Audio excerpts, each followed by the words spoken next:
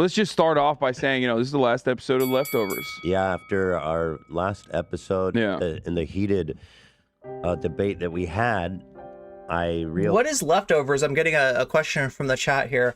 Leftovers is on H3's channel, H3 Podcast, right? That's Ethan's channel, right? This is his weekly stream with Hasan. So it's when Hasanabi comes by Ethan's studio and talks with him. And usually they're just talking about whatever drama's going on in the week. But like lately, Ethan has been sort of challenging Hasan on politics and asking him more and more about socialism and kind of picking apart their differences in terms of, Socialism versus socialist. And it's caused some problems for Hasan. He asked him about Taiwan. Hasan's take on Taiwan, which is literally what the U.S. State Department says, became controversial, became like a question of, is Hasan a tanky? Realized that I was a class trader and that... I don't know why people said that, because, that's a good thing in your situation, to be a class... Yeah. I meant it like that. Yeah. That doesn't make any... So what is a class trader, right? People often say this about Franklin Delano Roosevelt. Franklin Delano Roosevelt came from money, and then he did the New Deal. So in the minds of hardcore capitalists, that's a class trader right there. You should know that we don't want social safety nets. We don't want regulation.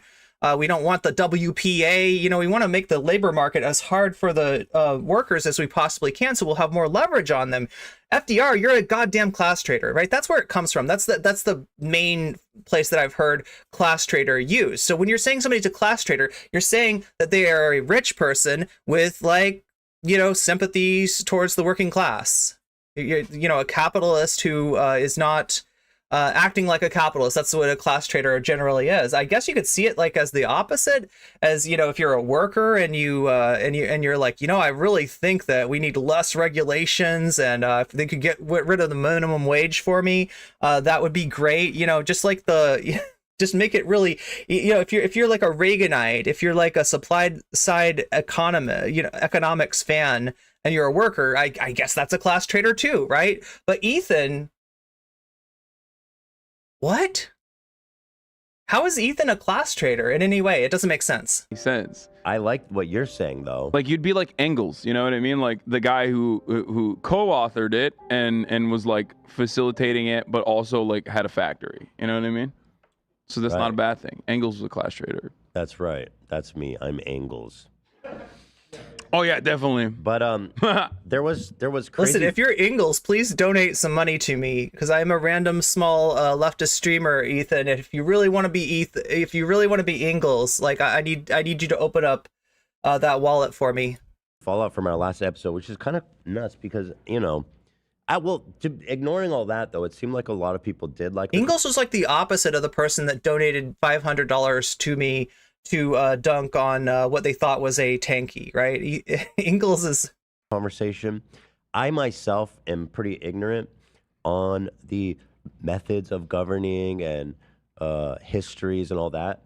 So I do think this conversation of, I'm not even going to say capitalism because that seems to trigger people. I'm just going to say social democracy. Wait, are we loud enough? We're not loud enough. Hear me say capitalism, they shit their fucking britches. Other than that, though, how is the sound? Is the sound okay?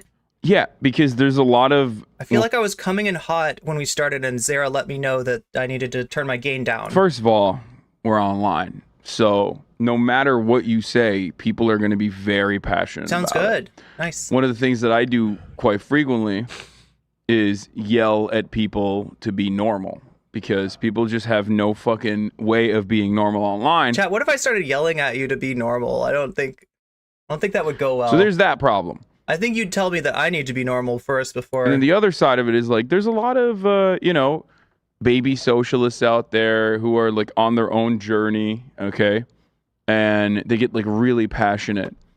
And the goal always is oh my God, we have to convert every single person to socialism immediately. Or anyone to the right of me is part of the problem. There's that too. But of course, it takes a while. It takes a while to engage in any kind of movement building, and it's this is something I stress quite a bit. It's hard to tell how much of it was. Anyway, regardless, I was actually invigorated by the conversation, in that, you know, I don't know what I'm talking about, and so I've been thinking about our conversation a lot. Here's my take on this, right? Ethan was invigorated by the conversation. This guy loves debates. He loves to debate, and he's kind of good at it. The problem is that he's so good at it that he can come off like winning even when he doesn't know what he's talking about. Okay? Right? Like I don't know. Have people seen Ethan's debates? We watched Ethan debate Just Pearly Things. I'm trying to think if we watched any other debates that Ethan has been. Oh, we watched a little bit of the Ollie London debate, right? These are easy debates, right? Ollie London is a ridiculous clown. Pearly Things is just a ridiculous clown, right? So this isn't really challenging to Ethan. Hasan used to talk about Ethan like, yeah, I think he's getting better at debate. No, Hasan, listen, like, let's be real, okay? Ethan is really good at debates, and you're not. And that's not a bad thing necessarily, right? The reason Hasan isn't great at debates is because he doesn't do them. He's not a debate pervert or a debate bozo, as it were, right? So, you know, you get out of practice just the same as if I were to debate somebody right now. I wouldn't be as good as I used to be when I was debating people, but I had the same problem as Ethan. I have won debates before where I look back on them and say, the person I was debating was actually right. But I was just going for blood. I was going for that W. I've changed. I've grown a lot. Hopefully Ethan can do that too, because you don't want to win a debate where you're wrong. Like, it feels bad. I don't know how to explain it, but it feels really bad. He is very good at not losing his cool. Yeah. And I've been educating myself a lot, and I want to continue the conversation today. But I don't want to have a debate. I want to have like a. The other reason that I took a little break is after watching Hasan. You know, in these situations, I have realized that 8 hours a day of streaming is probably not good for Hasan's brain, and it's probably not good for my brain either. I needed to take a little bit of a break. I needed to refresh a little bit. Go on a fact-finding journey for myself about how. Oh, Buffy says, I think Hasan was aiming his talking points to the audience, not really at Ethan. Yeah, I could see that. Socialism is addressing certain issues versus social democracy. Okay. And to understand from you, a socialist, what really that is, and how, are we cool? How would it be, you know, Yeah. This is a long debate. Dan, are you a socialist, would you say? I'd broadly I'd say so, sure. Dude, we're about to get This is a long debate, and here's what I'm going to do, because it's a long debate, okay? I've got other stuff to cover. There is a Sisyphus 55 video essay that I think is really good. There's a conversation with ContraPoints about right-wing trans people and right-wing LGBTQ people that I think is really good too. I would love to be able to get to those. This is a 3-hour debate. The only way we're going to get to that is to either, like, you know, we're going to need to skip some of this. And we're gonna need to hit that sub goal to be able to go long enough to do that. Otherwise, we're just gonna have to wait till Sunday. So if whoever breaks the seal on that sub, breaks into 10 subs. So in other words, when it hits 10 subs, whoever's the last person to donate or to you know, gift a sub or to, you know, get a sub for themselves to contribute to the sub goal, you're gonna get to call the next content, right? You're gonna get to make that decision. So that's just an incentive. And I should probably mention that at 37 and 07 of every hour, we've got an ad break on Twitch. If you're on Twitch and you don't want to see the ad break anymore, you can get out of it with a Twitch Prime sub. That's what you get. If you've got Amazon Prime, you can get a free sub from that. You can also purchase a sub yourself right now during the month of September. It is 25% off as long as you buy that sub on desktop, right? And that goes for, like, you know, if you want to buy a 1 month sub or a 2 month sub or however much they offer, right? Whatever you pay for during this month, you're going to get at 25% off. So it's probably a good time to be able to, if you want to pay less for your subs, like, you know, that, and it doesn't take anything away from the money that I'm getting. So don't worry about that, right?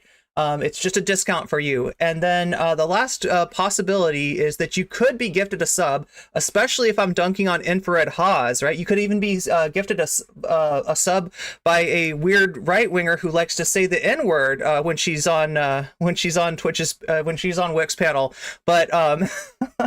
I don't know. I think she's banned. Yeah, so that train has kind of left the station. But you could probably get gifted a sub by somebody that's actually nice and cool, and that's in here, and that's generous enough to want to not only take themselves out of the ad break, but to take you out of the ad break as well. That's a possibility. It's going to happen more often if you're active in chat. Executed after this. Ethan's called. Dude, everybody was riding for you guys. This is Ethan's McCarthy trials. It's like, would you say you're a card-carrying communist? Okay, very good. No, being a socialist is cool, apparently, online. No, dude, it's like sick. there No, he's are. right. It's extremely cool. It is For as dope. many, It's for cool. as many It's like dope. It very is low. cool. Well, of course, there's But a lot of you're for there's a the lot of people people, here. bro. There's a lot of people here that would be like there are very few places online where you can just be like out and about and openly defend any kind of economic organization, society beyond capitalism without a tremendous amount of scrutiny. Well, I got we do exist roasted under a in our capitalist community. All I dogma. want to Of know course, is, are you now, or have you ever been, a member of the Communist Party, Hasan? the other side was defending you. That's why you didn't notice it. You know See, what I that's mean? not good though. I don't want Tim Pool defending me or whoever. I didn't watch all the. No, I don't think Tim Pool did anything. Absolutely. But one of his we have Lloyd Copy commanders, today? the guy who's like always the really weird like failed musician sure. guy. That I think like- describes all of them. No, Yeah, that's it's not not quite true. Lloyd, is But it? I want to better represent my position because I don't really know a lot, and I feel like I've done a lot of research in the week following. The conversation. So What did you do? What did you read? What kind of research did I you had a read very Capital? in-depth conversation with ChatGPT. Respect. Okay, that's good. I asked it really kind of. Well, Ben Shapiro thinks it's socialist, like ChatGPT socialist. So like ChatGPT probably ChatGPT Lenin. is Right, so yeah. real. Yeah. ChatGPT keeps it so real. You don't even Yeah, know. ChatGPT Lenin pilled you. So Yeah. is Lenin a socialist or a social democrat? No, that's Lenin is Lenin's a member of the Beatles. What are you talking about, Hasan? the revolutionary figure that is probably more important than Marx even. But not as important as Yoko Ono. What's In- his deal? He's just a socialist. He's just a Yes, rebel he's- without a cause. Yeah, that's Lenin. The first, like, I mean, we're the father of the USSR. That was a nice legacy to have. Could have been. I'm just kidding. I'm sorry. Could I have been. shouldn't- No, I'm no, not no, gonna- no, no. You're no. There's nothing. I don't think it's that controversial to say that like Yeah, I mean USSR, or well, Joseph Stalin was basically whatever. That's not what I want to get into right now. Stalin definitely had a lot of issues. I will admit. First, I want to say that I promote my shit all the time on the show, so now I want to give Hasan a You shout out. can't. There's no reason to promote it. It's already all sold out. Oh, it is? Yeah. Good for you. New ideology drop immediately sold out. Kind of annoying that it sold out so quick, but I'm sorry. Except for the hoodie that I'm wearing currently, that's it. Which one is that? It's the This one? Haas anger management one. Yeah. Get the president on the phone quick. Yeah. No, I don't want to hear it. Buy, sell. Buy. Buy, Yeah. sell. No, literally, yeah, that's the vibes. Buy That's it the vibes. now. Yeah. Nice. Good for you. Scum. Capitalist scum. I fucking love it, dude. I fucking I'm just love kidding. it. I know you work with Unionize. I don't know what I'd even sell. Like, right? We talked about having some merch with just the cat ears or like the NCC cat logo or something, but like, I don't know. I feel like Hasan's got a whole concept. His concept is like, what if the Carhartt conservative look was actually left wing and was actually not Carhartt? And There's people for that. Hmm. Of course, teddyfresh.com is that sale going on. Support my exploited workers today. Still? It's ongoing. Most of it is gone, but they've both got a brand. I don't have a brand. it's worth a browse. I don't have merch, chat. All right, so I don't want to do all this news I shit. don't I'm have any merch to sell you. gonna get straight into it. Oh, I have a separate doc. Okay, that's Damn. That's why I didn't see it. Hold on. This man has his own doc, dude. Oh, Well, no, shit. A cat with butterfly wings? Whoa, okay, that's an idea. Because I put You got some notes. That's fair. That's what fair. email is this? Conversation I say let the conversation begin. Sell you some cat ears?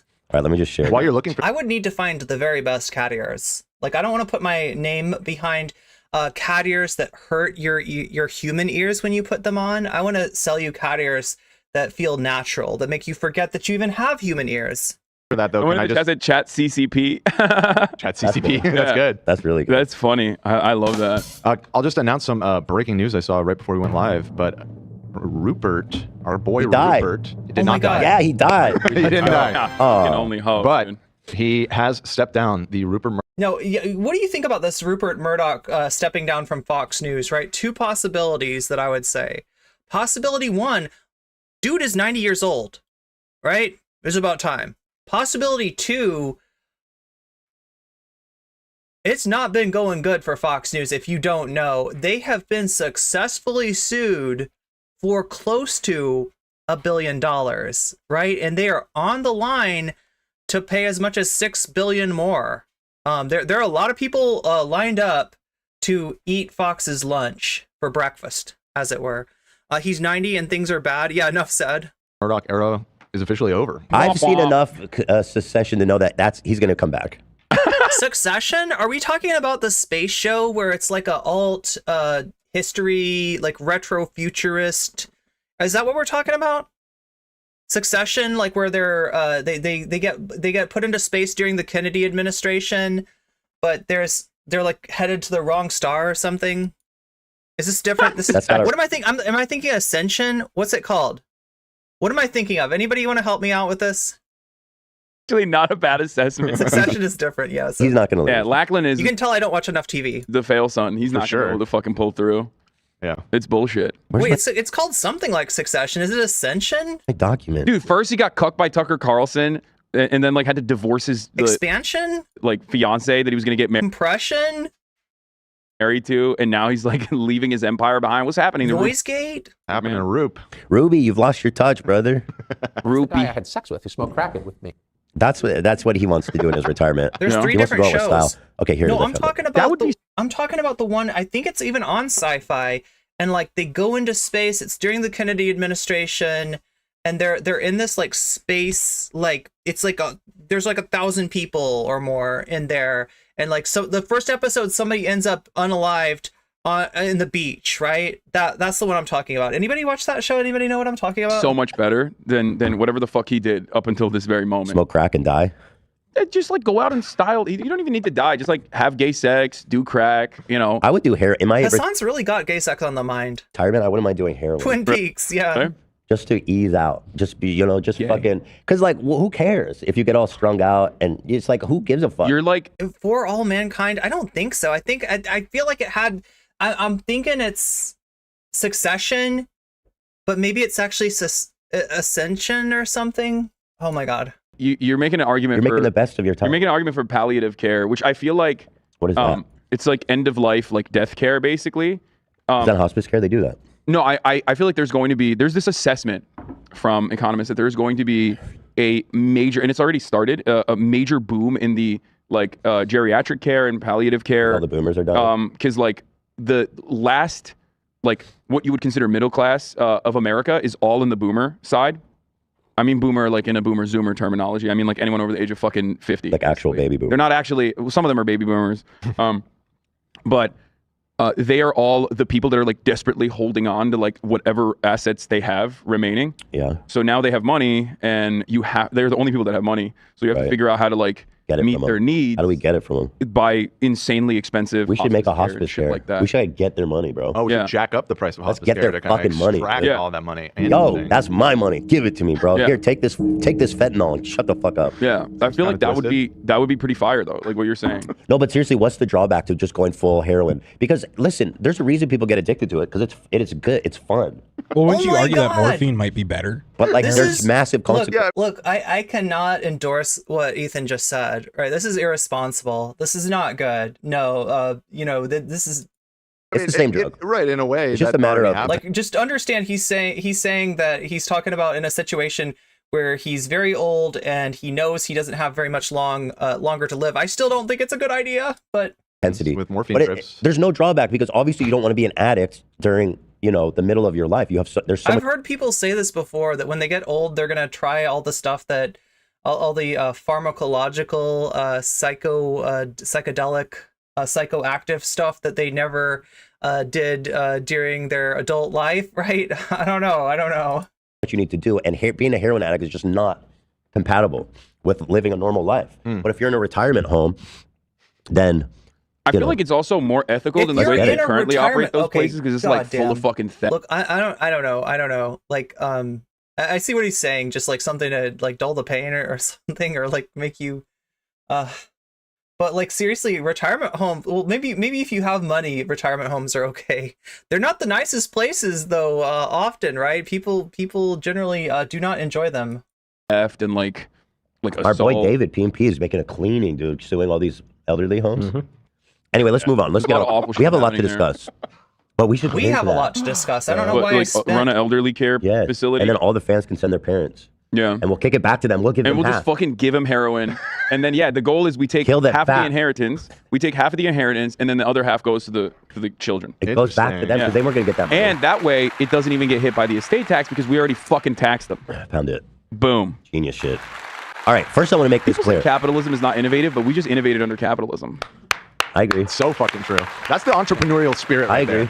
Yeah, this is some shit. By the way, Gary Vee is going to do this. There. You might already. Yo, I've got a great idea. Let's make NFT critters out of your dead grandparents, you guys. Bro, you know, I saw like a statistic. I don't know how fucking true it is, but like, I mean, it feels very real. 95% of the NFT marketplace is now $0. Yeah. Like, it's collapsed Of course entirely. it is. So crazy. I think maybe I've watched too much Black Mirror, but when I hear like NFTs of your dead grandparents, I immediately think of like there's like a VTuber that you can interact with that's controlled by chat, that's controlled by AI, that's basically got your dead relatives like you know, memories loaded into it and seems like them, and Yeah, none of those people, except for the uncanny valley. none of those fucking charlatans that were advocating for this shit and trying to get you to hold the goddamn bag have been punished for it, including Gary Vaynerchuk, as a matter of fact. So He's many. been real quiet on the V Friends front. Perspectives. Dude, it's like it should be studied how fast the media jumped on that train and was like, or at least alternative media outlets Have you considered this, though? jumped on it and were like pushing for it. Have you considered this? Fortune favors the brave. Don't show that to me. I'm gonna buy crypto right now, dude. Have you considered that Matt Damon thinks fortune favors the brave, aka the dumb? Matt Damon,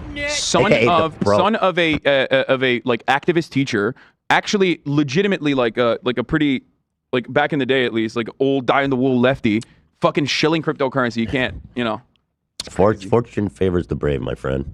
All right, so one thing I want to make clear before we engulf on this conversation is that me and you pretty much have like 95% crossover in terms of like our goal for the welfare of the people of our utopian society. Yeah. I mean, my guiding hope in social democracy is that you can take the both of best worlds of socialism and capitalism and create a world where the poorest are cared for, where people can get free education, where people can get free housing, or not free, but guaranteed housing. Okay, so where we're they get finally guaranteed education, into it. higher There we education, go. all this stuff. Okay? So let's talk about this. Now, my first question is this. Given that, you know, in a social democracy, we can regulate things like taxes, housing, higher education, sharing jobs, and all this kind of stuff, what are the problems in social democracy that we need socialism to address? What is it socialism does that social democracy doesn't do? So, social democracy is still capitalist, with you know serious, severe market regulations, right? Some forms of viable social democracies you can point to right now is places like Norway, an example I use regularly. The issue is twofold. One, social democracies don't address some of the domestic problems because when there's still capital accumulation, But which domestic problems? domestic problems such as labor issues, homelessness, like there's no way to fully eradicate that because Here's what's annoying to me about this whole debate, right? There is so much background to talk about to get into some of the stuff that Hasan's trying to get into. And he's trying to speed run it. And you literally can't. Like, you can't speed run labor theory of value. I mean, you're going to see that more of this later. inherent class contradiction between the owner class and the labor class still Like exists. Like class contradiction. It would be awesome if you could have time to explain that first. But here's where there's a bind here, right? You know, this is a mass audience. They're not aware of a lot of this stuff. Some of this stuff is not going to be meaningful to them unless they are aware of it. But if you sit down and try to teach a class on it, who's gonna, you know, you're gonna see your 31K concurrent viewers go down to like like 3, right? It's not something that people will stick around for. Assumption. I don't know that that's It's a true. bind. That there's not going to be homelessness in socialism, but there will in social democracy. Well, the idea is that completely abolishing the profit motive in certain commodities like housing, for example, will address that problem because then you're making housing specifically for need. Okay, so let me give my take, just the basics, okay? difference between socialism and social democracy, assuming that by social democracy, you mean that you're trying to achieve socialism through democratic means, right? Piecemeal, right? Okay, so here's the difference, right? There's two different things that you think about bringing into parity when you're moving in that direction, right? Social democracy is essentially the goal, you could say, is to try to bring economic inequality down and maybe eliminate it, right? You've also got a power differential, right? That has to do with the economic inequality, right? Part of the reason that there's a power differential is because some, capitalists tend to have money and workers tend to not have money, or definitely don't have like extra money. They might have $27 to give to a candidate that they think is going to lead them in a direction that's going to, ameliorate their material conditions, but they don't have a lot to give, right? So, you've got a difference in terms of the power. You've got a democracy, which, if it was a democracy, that'd be great. Like in concept, the people vote on what the government should do. So yeah, we can totally achieve socialism through democracy, but you're sort of ignoring the fact that the democracy that you have was built under capitalism. And that is like building a hen house in a pen with a bunch of foxes, right? You're not going to build a hen house in the middle of Save a Fox, because there's foxes in there and foxes eat hens. That's the inherent contradiction right there. That's the inherent contradiction, right? In terms of equalizing leverage, even during times like the Great Depression, even under presidents like FDR, which, is probably the most social democratic president we can think of in recent times, you have a limit in terms of what's actually going to be done, and that limit generally is, you want to equalize, you want to like have less economic inequality. Sure, we can do that. We can toy with that. We can build a welfare state. We can do this. We can do that. But what we won't touch, is the amount of leverage. Because if you want to say that you're moving towards, in any kind of equality, that's durable, right? That's not going to get recuperated with a Ronald Reagan after an FDR, then you gotta change the power differential. And that is something that capitalism has got a lot of guardrails in place to prevent that from happening. Rather than so you can make money off of existing units. Right, but there'd be government housing, like for example, I think that exists in Sweden. Yeah, where if you're homeless, what? Does he know that Sweden's gone like heavily right wing recently?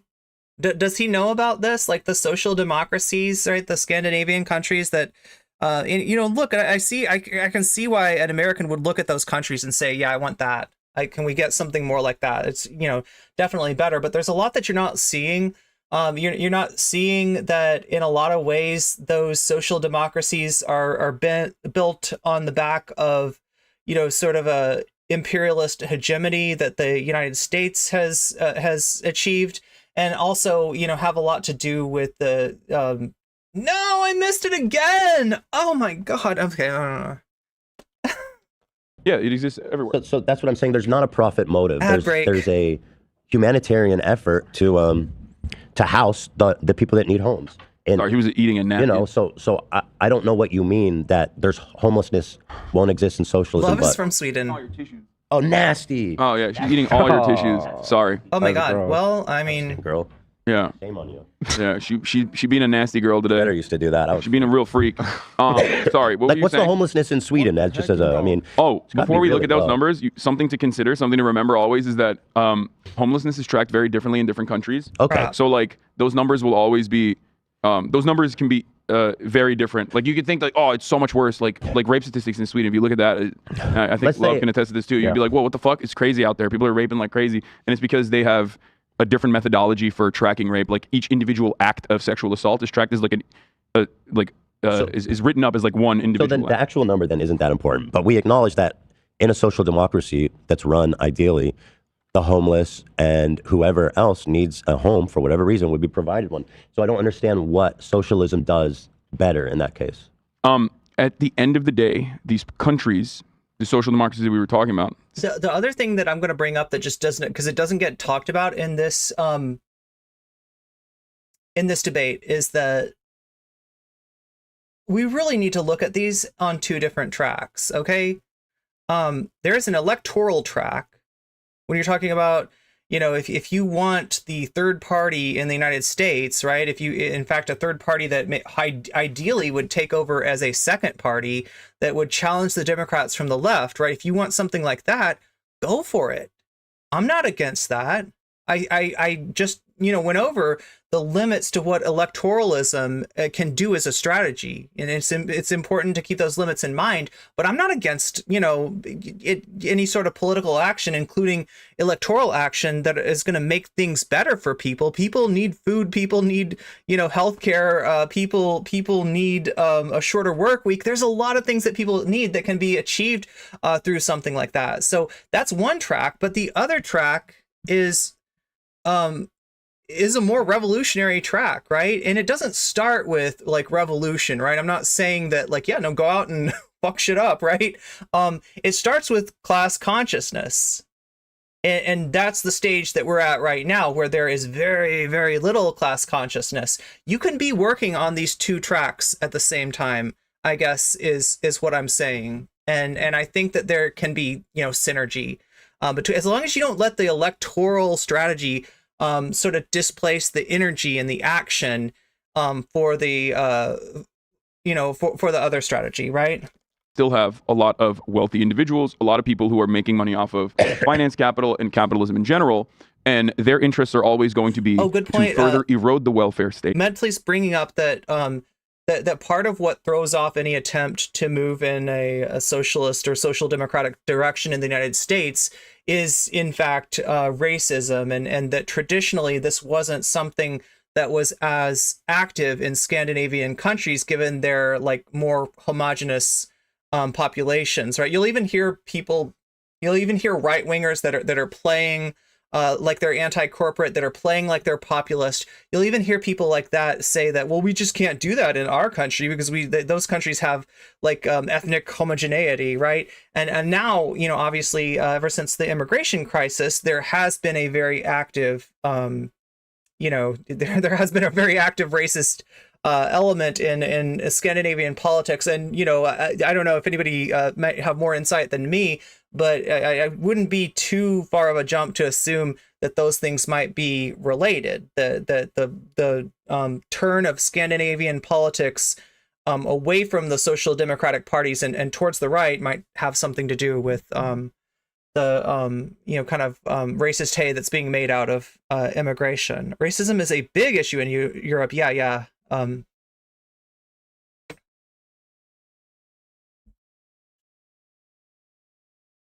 Usually targeting at refugees, migrants, and descendants. Yeah. And especially it's become, you know, bigger in the past few years. As best as they possibly can in an effort to claw back all of those areas that they could still technically privatize. You're putting that on them, but that's not, if you have a strong social democracy, that wouldn't be possible. Well, my question, the strikes that are happening are a sign of class consciousness. Yeah, we do have class consciousness rising. However, we do have an attempt from the right to try to hijack that and try to lead it in a right-wing direction, right? Try to, you know, and this is, you know, this is dangerous, and that's why Bannon's moving in that direction. If you read the Naomi Klein book, you're gonna find she's been watching Bannon for a while now, right? And you know, he seems to be deplatformed, he seems to be marginalized, but he's still like incredibly influential on the right. You would, and a lot of these strategies are coming from him. If everybody's provided for in the society adequately, and the Hassenfelder video, yeah, we haven't gotten to that. Fairly. Then why do you care how much money somebody has?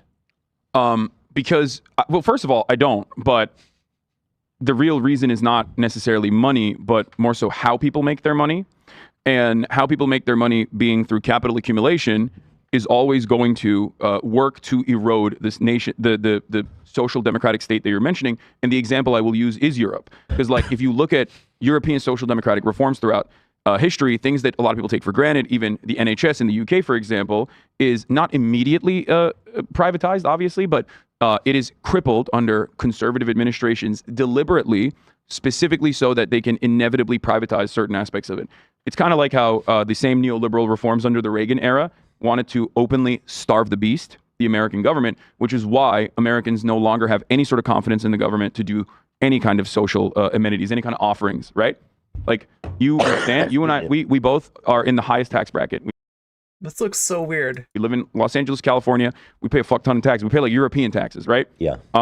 And the reality is, we both recognize that those taxes don't necessarily go to the places that we would love for them to. Is that a mistake? Like, do they mean to superimpose like Ethan on Hasan's?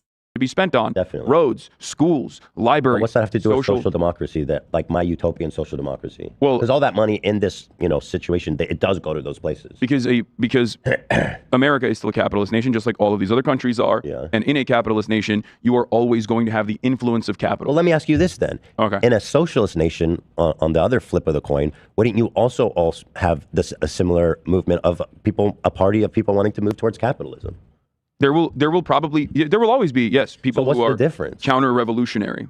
Well, not just that. I mean, there's a move. This is how they always do the green screen. Because capitalism.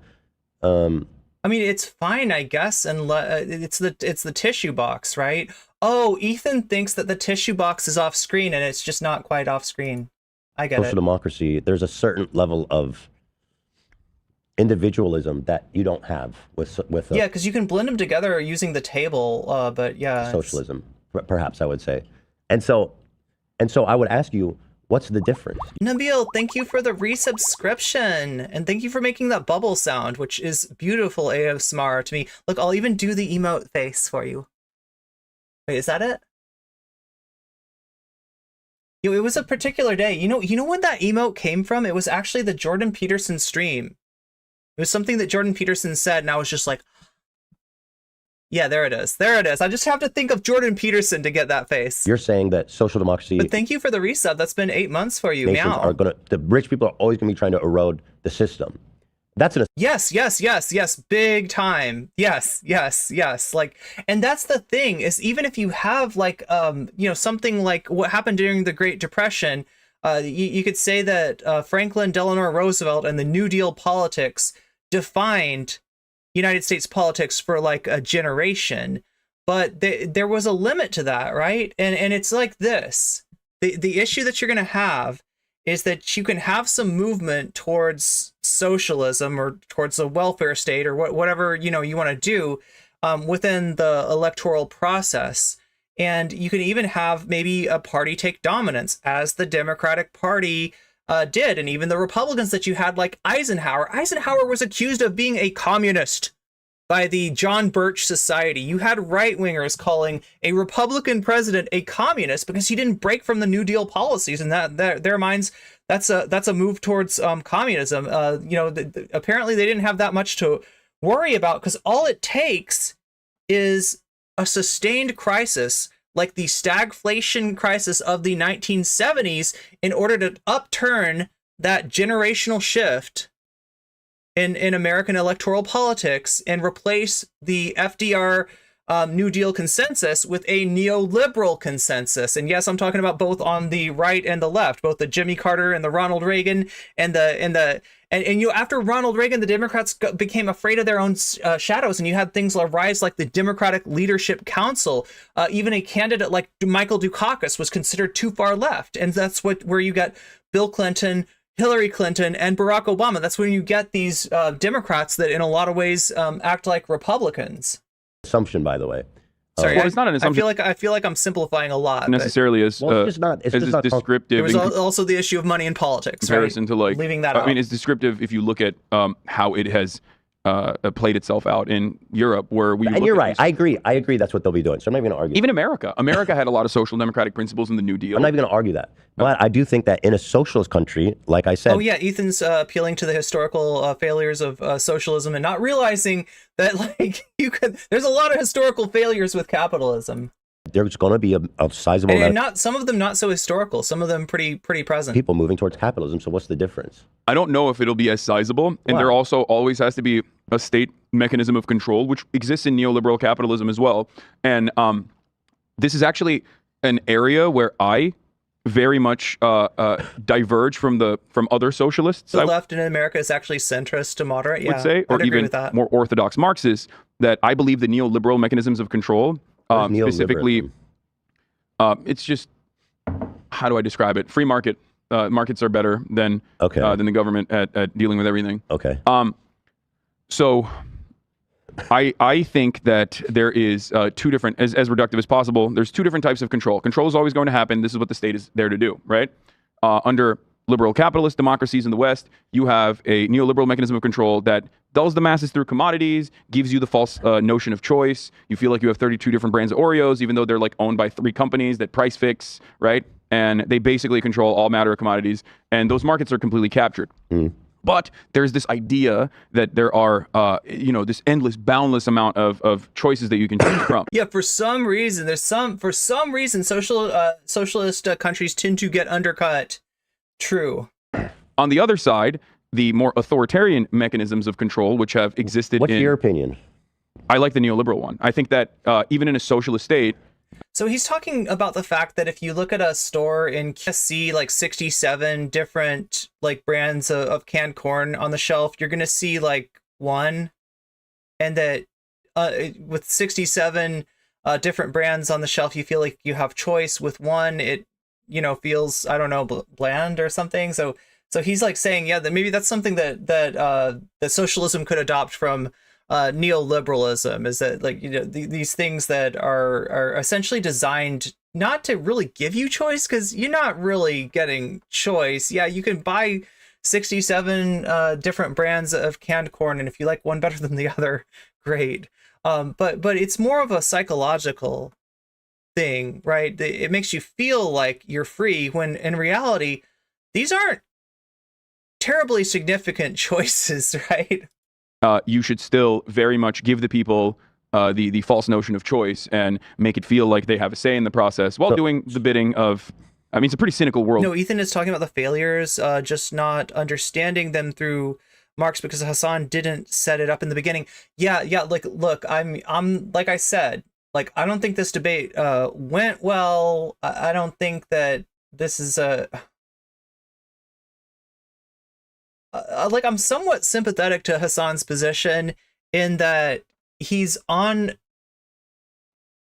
a show where he's like limited in how much he can get into the weeds. But I do agree, people in chat are saying that there are crucial things that are not getting covered here by Hasan. It feels to me like he's speedrunning some of these concepts, and that never works. Right?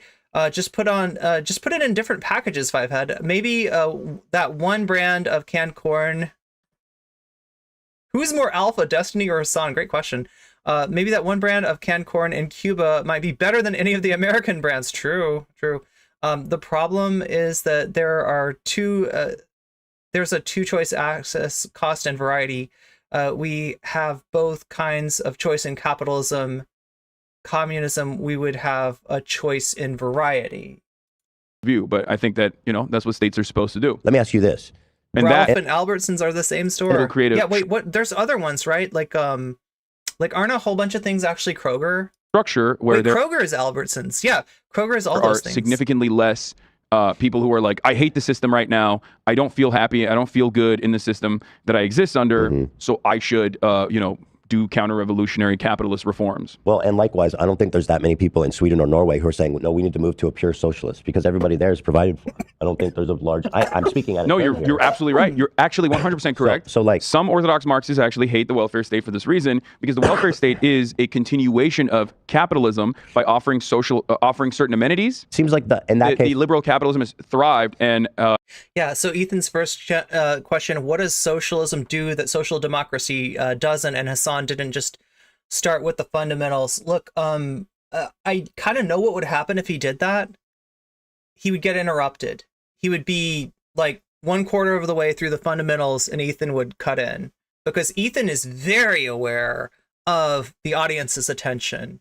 And even if he's not trying to derail Hasan or something like that, or undercut Hasan, he's gonna jump in there just to make the because like literally, like, this is why I always say debate is not a good venue for teaching, right? If you find yourself having to teach and go over concepts in a debate, you might have lost the debate. Like, it's not the right atmosphere for that. The other thing about it is, like, what I would have done is gone over what I just said about the difference between what you can do for people's well-being through electoralism versus the need to claw back the leverage from the capitalist class, which is the only way that you can make any kind of change durable, right? In other words, if you change the conditions, if you change the way that the welfare state works and just kind of make some tweaks and stuff like social democracy often wants to do, you're leaving the power in the hands of the wealthy. And the wealthy will allow you to do this. This is the interesting thing, right? Left politics in America, especially liberal politics, are generally they're more of a valve, like a pressure release for capitalism.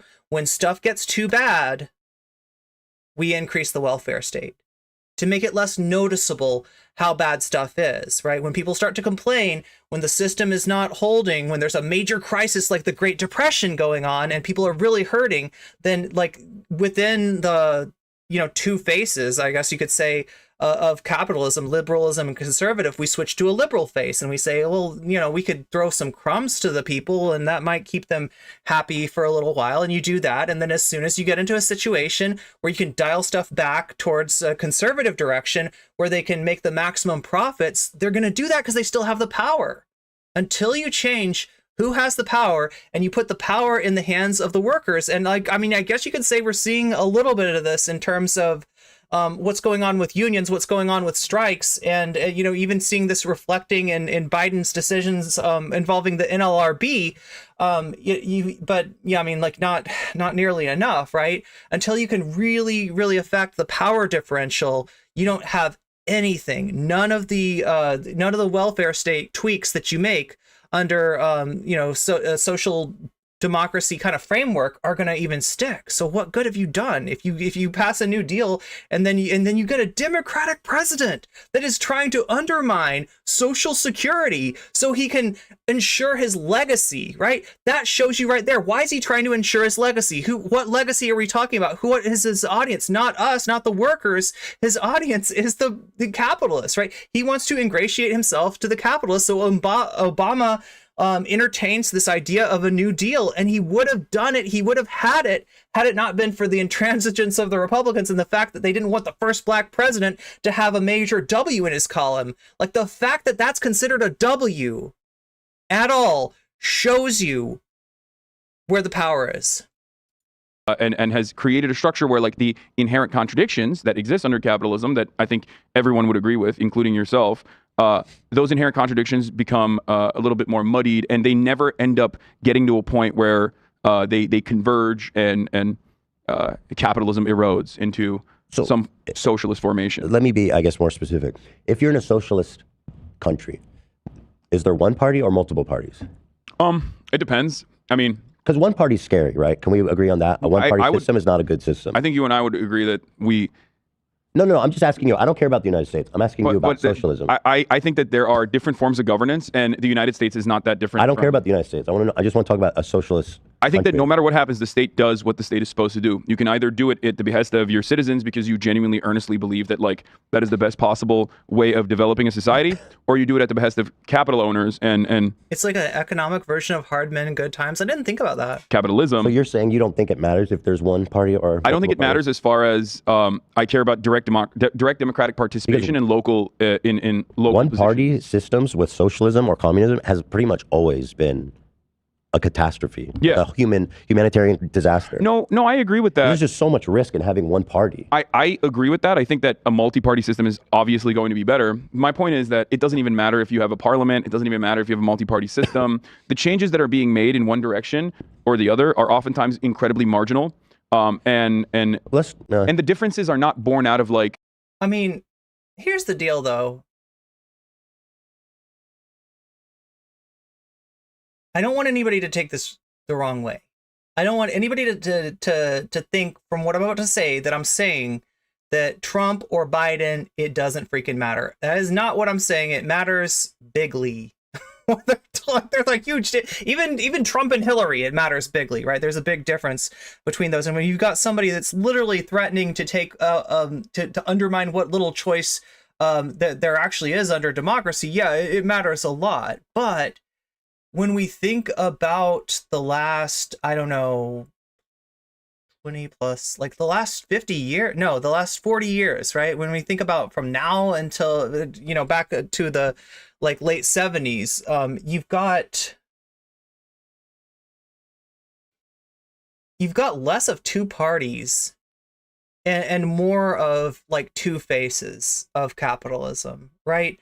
So do you really have, oh my God, Adadak, thank you for the resub. That is 9 months for you. Meow. And also, welcome to the stream, Hey Shaker. So, like, I'm not one of those people that like Brianna Joy Gray, right? You heard her, if you watched my stream of Brianna debating Kyle and Crystal, Brianna's contention was that it just really didn't matter. Like Trump or Biden, she said, I think that like when Trump got elected, she didn't care, right? That's wrong. That's dangerous. That's taking this too far. But there is a certain principle in which, after the stagflation crisis of the 70s, they were all neoliberals. That doesn't mean that they don't have other differences in their policy, but they're both kind of on that neoliberal train.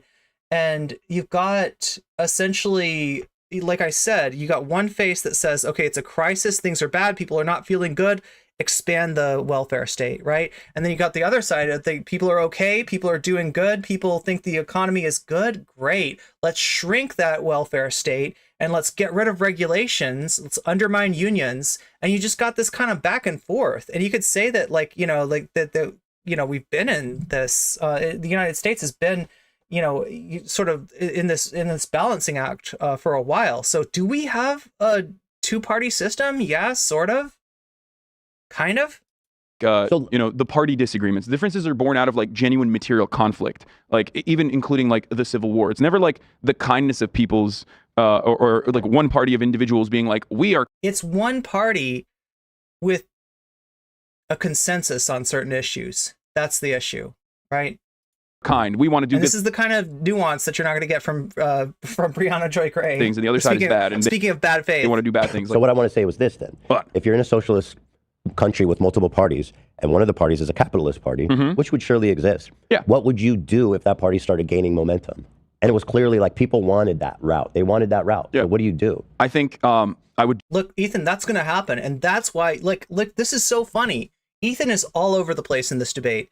That's why I think he's a good debater, but not necessarily like a good faith actor here. Oh, I don't want to make this like, I don't think he's, trying to be an asshole or anything like that. But the way he's all over the place is this, okay? You just came up with a reason why your social democracy solution, Ethan, your social democracy utopia is insufficient. Yeah.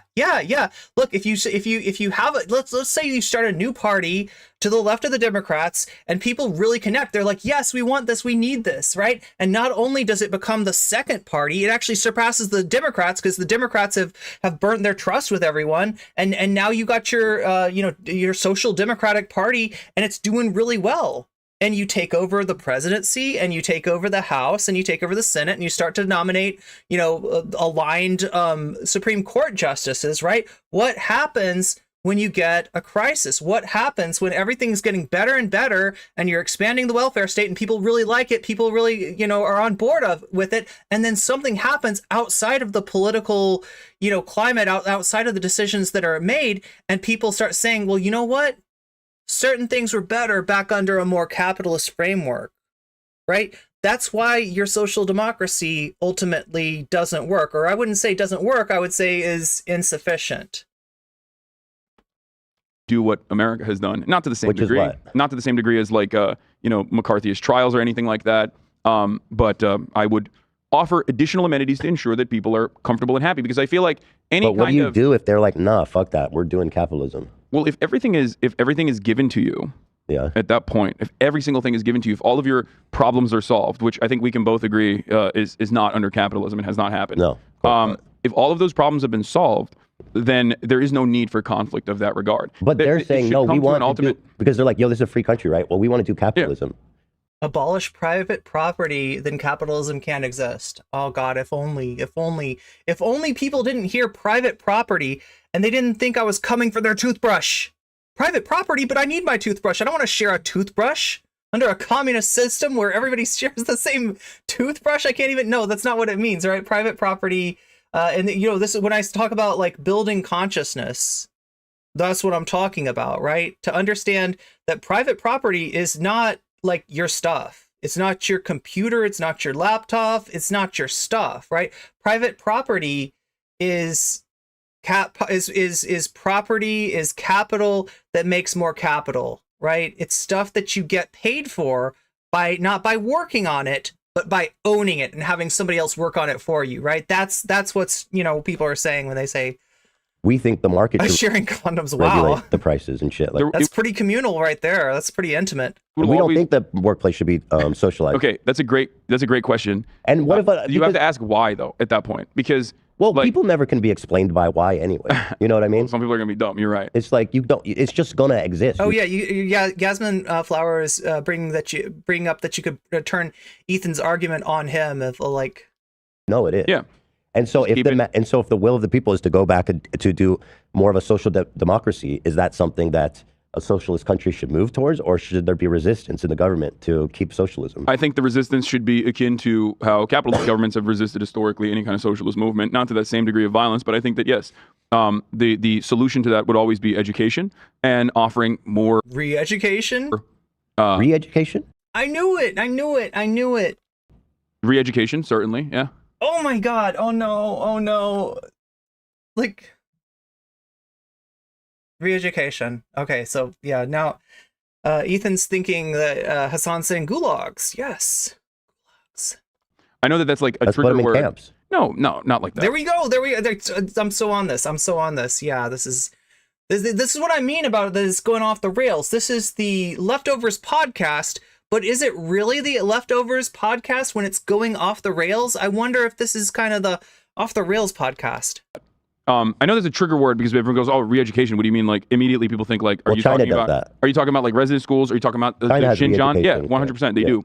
They do it. They did it in Xinjiang. So like what Hasan is saying is that like what I think he's trying to say is that when you say like, you know, how do you handle when like a capitalist movement starts to grow in your country, right? What are you going to do about that, right? And the you know the debate is like, you know, that he wants to push it into like it's going to be gulags, it's going to be oppression, it's going to be you don't have any free speech. And I think what Hasan is trying to say, although he's not saying it very artfully, and again, streamer brain, right? This guy's on stream for like 8 hours a day. I don't even know what happens during the Leftovers podcast because this is 3 hours that he's doing on stream. Oh my God, and I missed it again. I'm doing so bad with this chat. I'm doing so bad with the fact that there's an ad break and that if you want to see the ads, you gotta do what Spectacular Snyderman did and resubscribe. You've been subscribed for 7 months. Thank you so much. But I'm supposed to tell, like, to see what I'm saying right now doesn't do any good because the people that need to hear this are the people that are in the ad break right now. So I'm gonna have to wait a second to do this. But I'm not doing my job, chat. I'm not doing my job. Which isn't good, was, right? No, I don't agree with that. Yeah, I don't think it was good. This is something I have openly. But yeah, what he's trying to say is that like under capitalism, you have suppression of parties that want to move in a socialist direction. Like, right? We just went through 20 years ago, 23 years ago, we went through a century that was just full of, you know, clandestine undermining of any kind of movement that wanted to push us in a more socialist direction. So I think what Hasan was trying to say is like, you think that that's air you're breathing? You think that you're living with freedom now, right?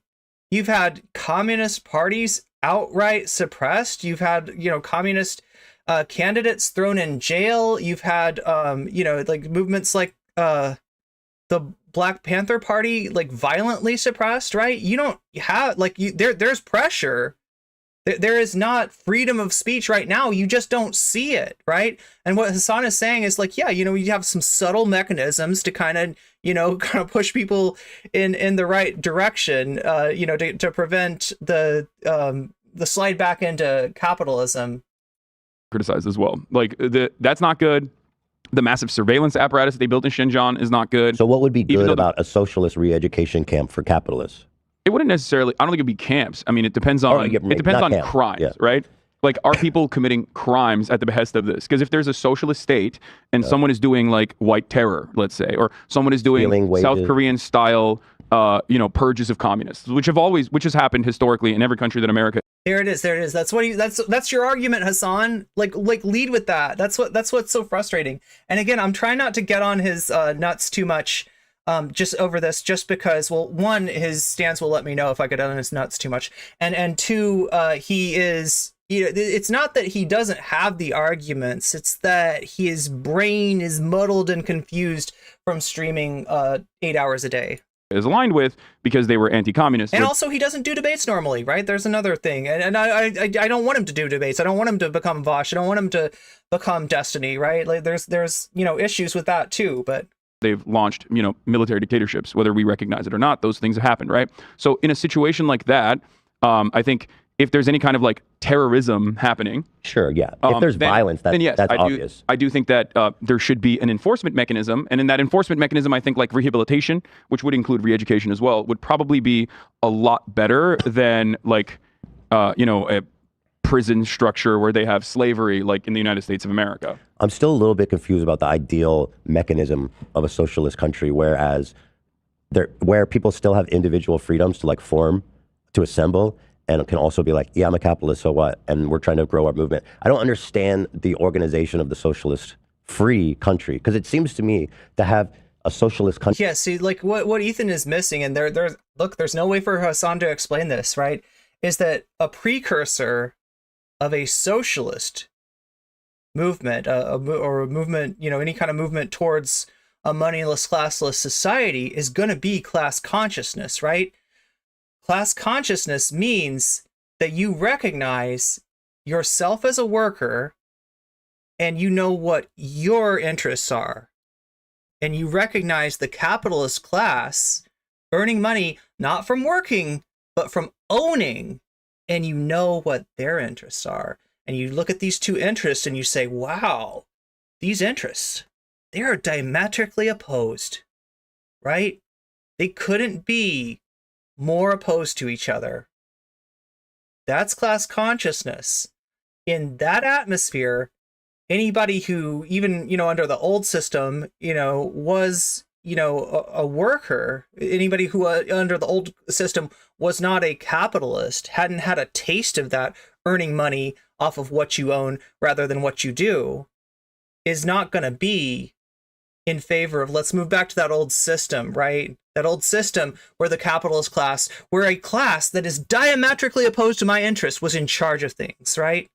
You're not going to have workers workers say that. You might have some people who used to own capital, who used to run the show, want to go back to that, right? But they're not going to be a popular movement. They're not going to be a party. They're going to be, kind of like they're going to have to try other means, right? Whether it's like, tricking workers, or whether it's more insidious than that in terms of like sabotage or whatever, or working with, governments that are still capitalist, right? You are going to have individuals who, like I said, might have tasted that sweet nectar of a passive income, or more than just a passive income, but like I said, making money off of what you own rather than what you do, and that want that back, right? But in and of themselves, that's not a political party, that's not a force, that's not a concern. Country, there needs to be some amount of dampening of rights. Well, Because, like, for what I Yes said. and no, because my point is always the same. It's that this is a constant. This is consistent. What you're describing is consistent with the American formation. It's consistent with capitalism. It's just a reality that will always exist. Violence, and who gets to do violence, is an inherent part of politics, because politics is, at the end of the day, a distribution of resources and a distribution of violence. Who gets to have what resources and who doesn't have the resources as a consequence of that. And if they do something to get those resources, what the state will be able to do. The state has a monopoly on violence across the board, no matter what happens. This is really ugly when it's speed run through, right? This is really ugly when it has to be speed ran, right? It's because, we just said, like, the distribution of violence, like, right, in and of itself, that doesn't sound good. But what he's talking about is the state is generally defined in the modern age as that which has the monopoly over violence. You can think of certain states where they like sort of outsource that violence, but at the very least, the state has the ability to choose who's allowed to get away with violence and who's not. And you can see this at any protest, right? Go to a protest that's got like a right-wing element and a left-wing element, and look at which direction the cops are facing. Because most of the time, you can tell who's on the left by which way the cops are facing. You can definitely tell who is on the left by who is getting arrested, right? And this is like... right? I'm not an anarchist. It's just a definition of the state. But when he says it like that, it sounds like he's like, yeah, we're going to decide who gets to do violence, because we're leftists and we love to do violence. Like, right, we love to fuck shit up, and it's like that's exploitable. That's exploitable by the.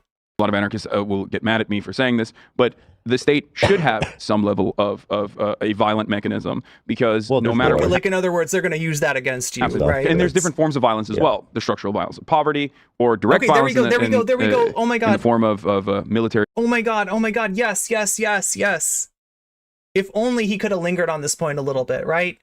We think of violence in terms of state oppression, and certainly that exists. Certainly you can find examples of that, right? Of suppression of dissident political groups by the police and law enforcement and state organizations, right?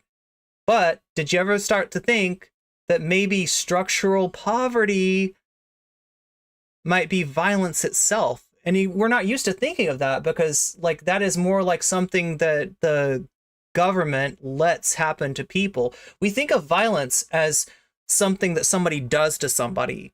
But when it's just like, putting somebody in a position where like nature, through their lack of the ability to get, healthy food, through their lack of the ability to get healthcare, through their lack of an ability to sustain themselves, when nature's doing the job, we don't think of that as violence, right? That's boots on the ground military warfare, imperialism. This is very frustrating, Gabby. Yeah, police violence. That's why I said if anybody can push me, whoever gets the last sub, or like is donating when we push past 10 sub points. Oh wait, did I put that on new sub points? Yeah, I did.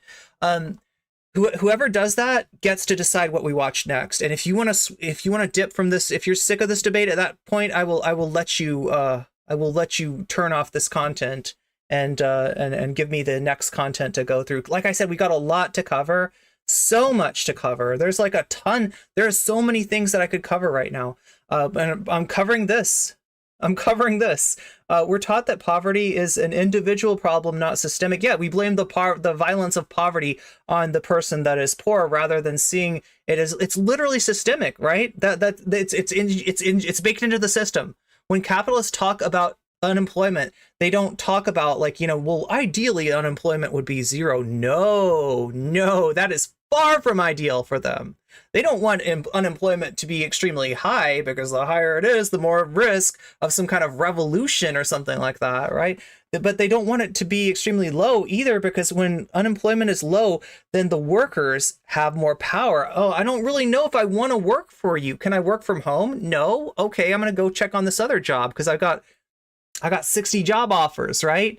As opposed to like, this is the only job that I can get. This is the only job that I've seen that's even out there. All my friends are unemployed and I just want to have a job. I just want to have any kind of job. Okay, no health insurance, no working from home. I'm working like, 12-hour shifts, like 6 days a week, like, I don't know, that's, I'm exaggerating a little bit, but right, you don't have the ability you don't have power in that situation, right? So there is a structural element, right? When they raised interest rates this last time, they were doing it specifically to drive up the unemployment rate, right? And they said that was to bring down inflation, but in reality, a big part of what that did was to claw back some of the leverage that workers had gained in the market.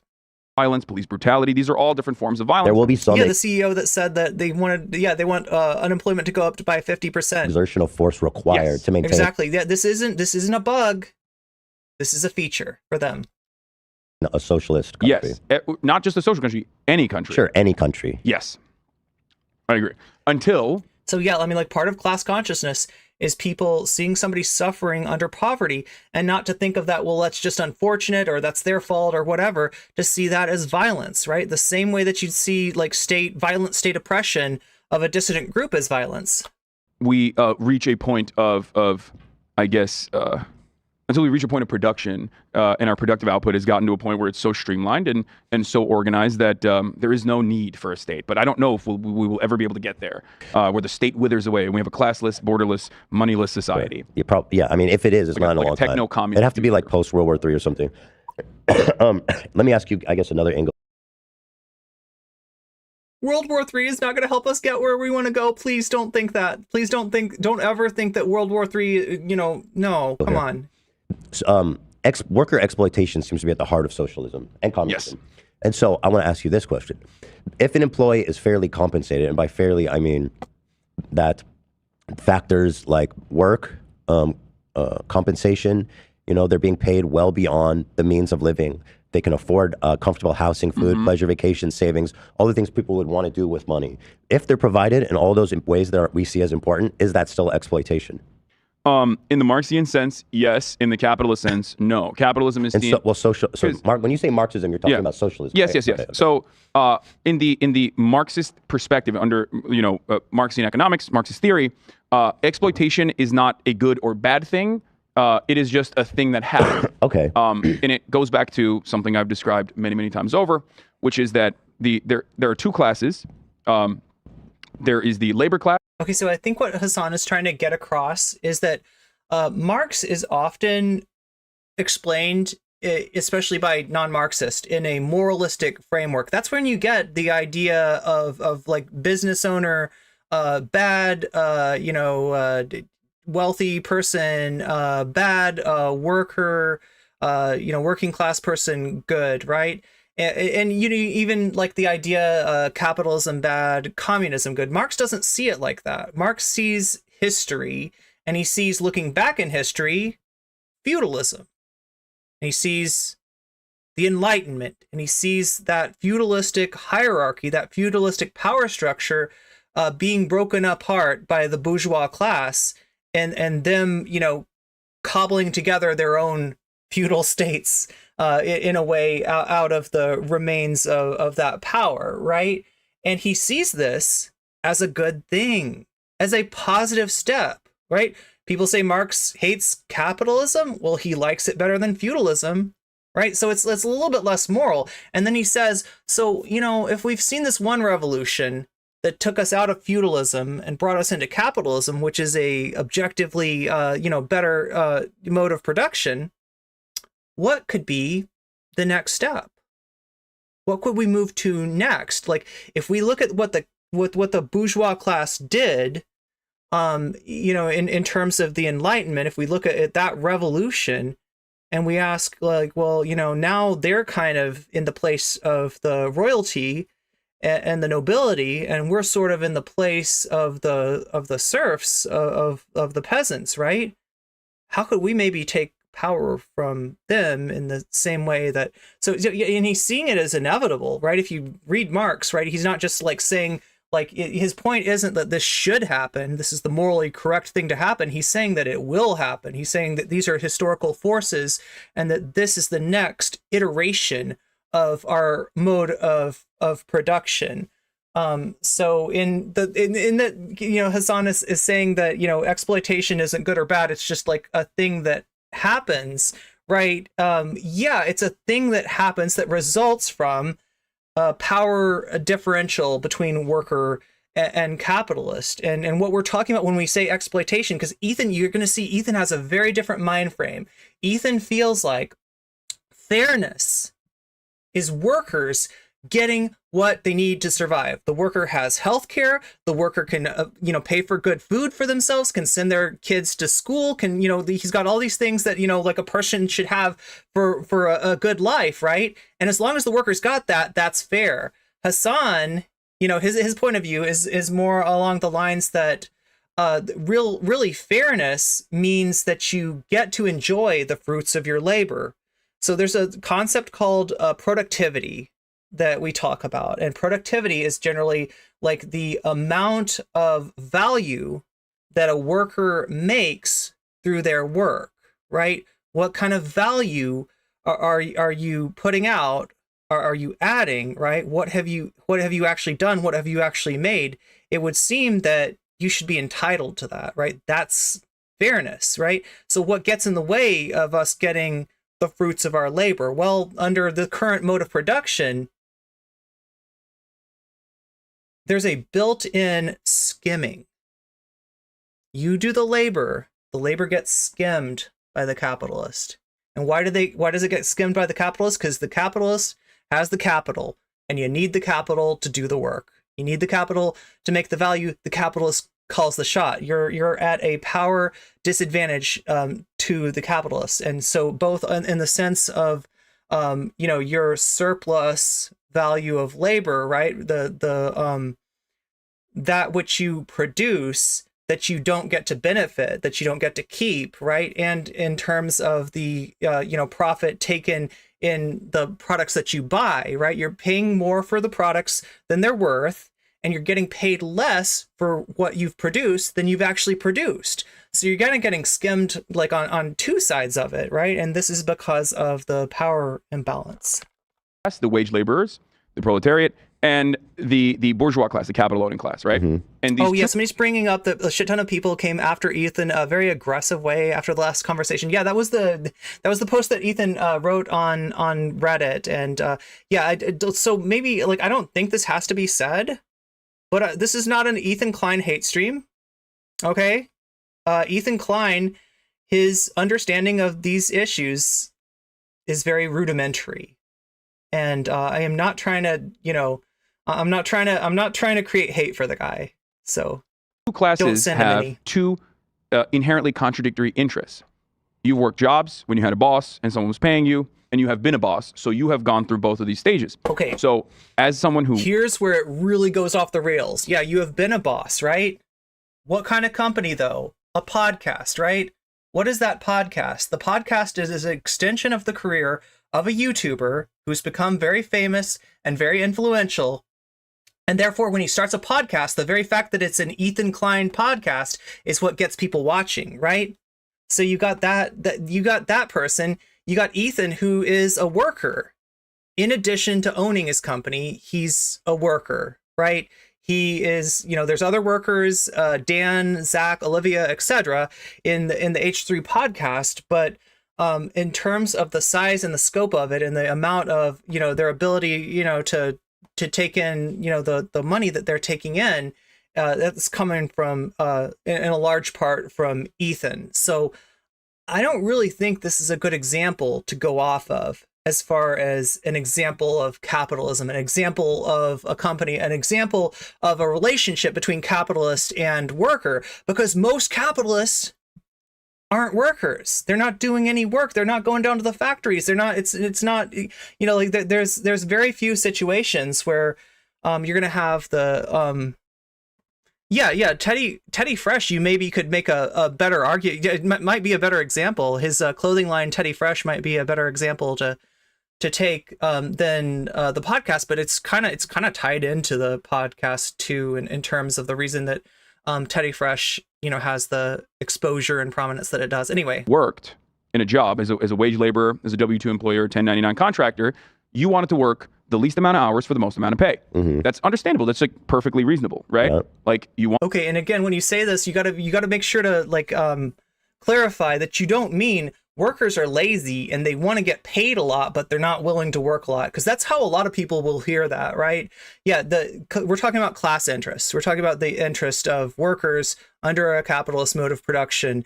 It is better if you get more money for what you do, yeah, and it's better if you are not required to work as much. It's not that you yourself are this, we're not calling, because like that's how this gets taken a lot of times by people who aren't familiar with the lingo. That's always speed running this kind of stuff in a conversation or debate or whatever this is generally not going to be super effective in terms of bringing people over to our side of things, right? So that's Want more money and you want to work less hours. You want to have more freedom.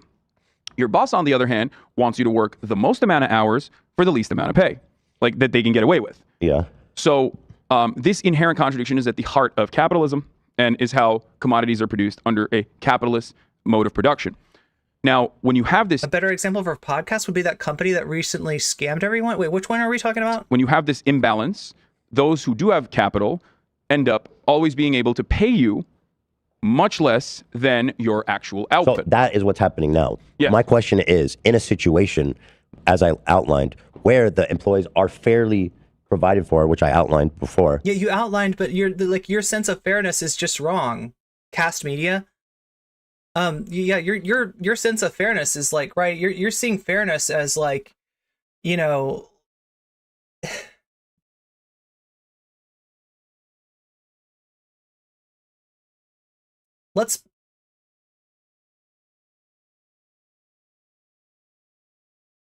I'm trying to think of a good example for the difference between Hasan's, or like between Ethan's sense of fairness and a real sense of fairness. That what I mean when I say fairness is that you're getting the fruits of your labor. That's really fairness. But because of capitalist realism, we're unable to conceive of fairness like that. When we think of fairness to the worker, we're thinking of like, what is a good life, right? What do we consider to be a good life? And does the worker have access to all those things? Can the worker buy good food? Can the worker buy enough food? Does the worker have health care, right? Does the worker able to put their kids through college? And if the yes, we say that's fair.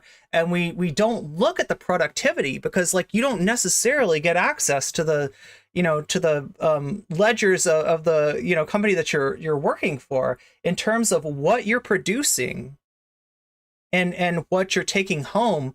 We're not seeing the difference to that, and therefore there's not the consciousness of the surplus labor value being extracted, which is that's in any that's the unfairness. Is that when I say exploitation, I mean like I think that also has a vernacular, like when the ruling class is committing some kind of harm or injustice on their workers.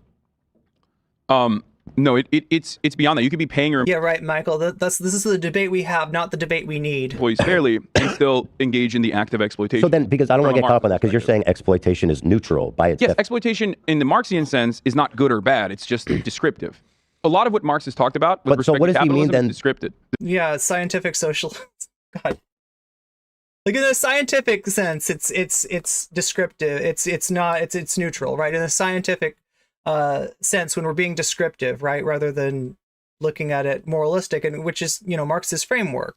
Descriptive. What does he mean then when he goes the exploitation of workers? Clearly, he wants to end the exploitation of workers. Yes, of course. So is it still exploitation of workers if they're fairly provided for? Yes, because the fairness in this regard is not met on the metrics of like living standards, but instead on the metrics of what their output is. So when and this gets into the labor theory of value, Excuse me, right? goddamn. The labor theory of value, which is different than marginal utility, which is what we use currently.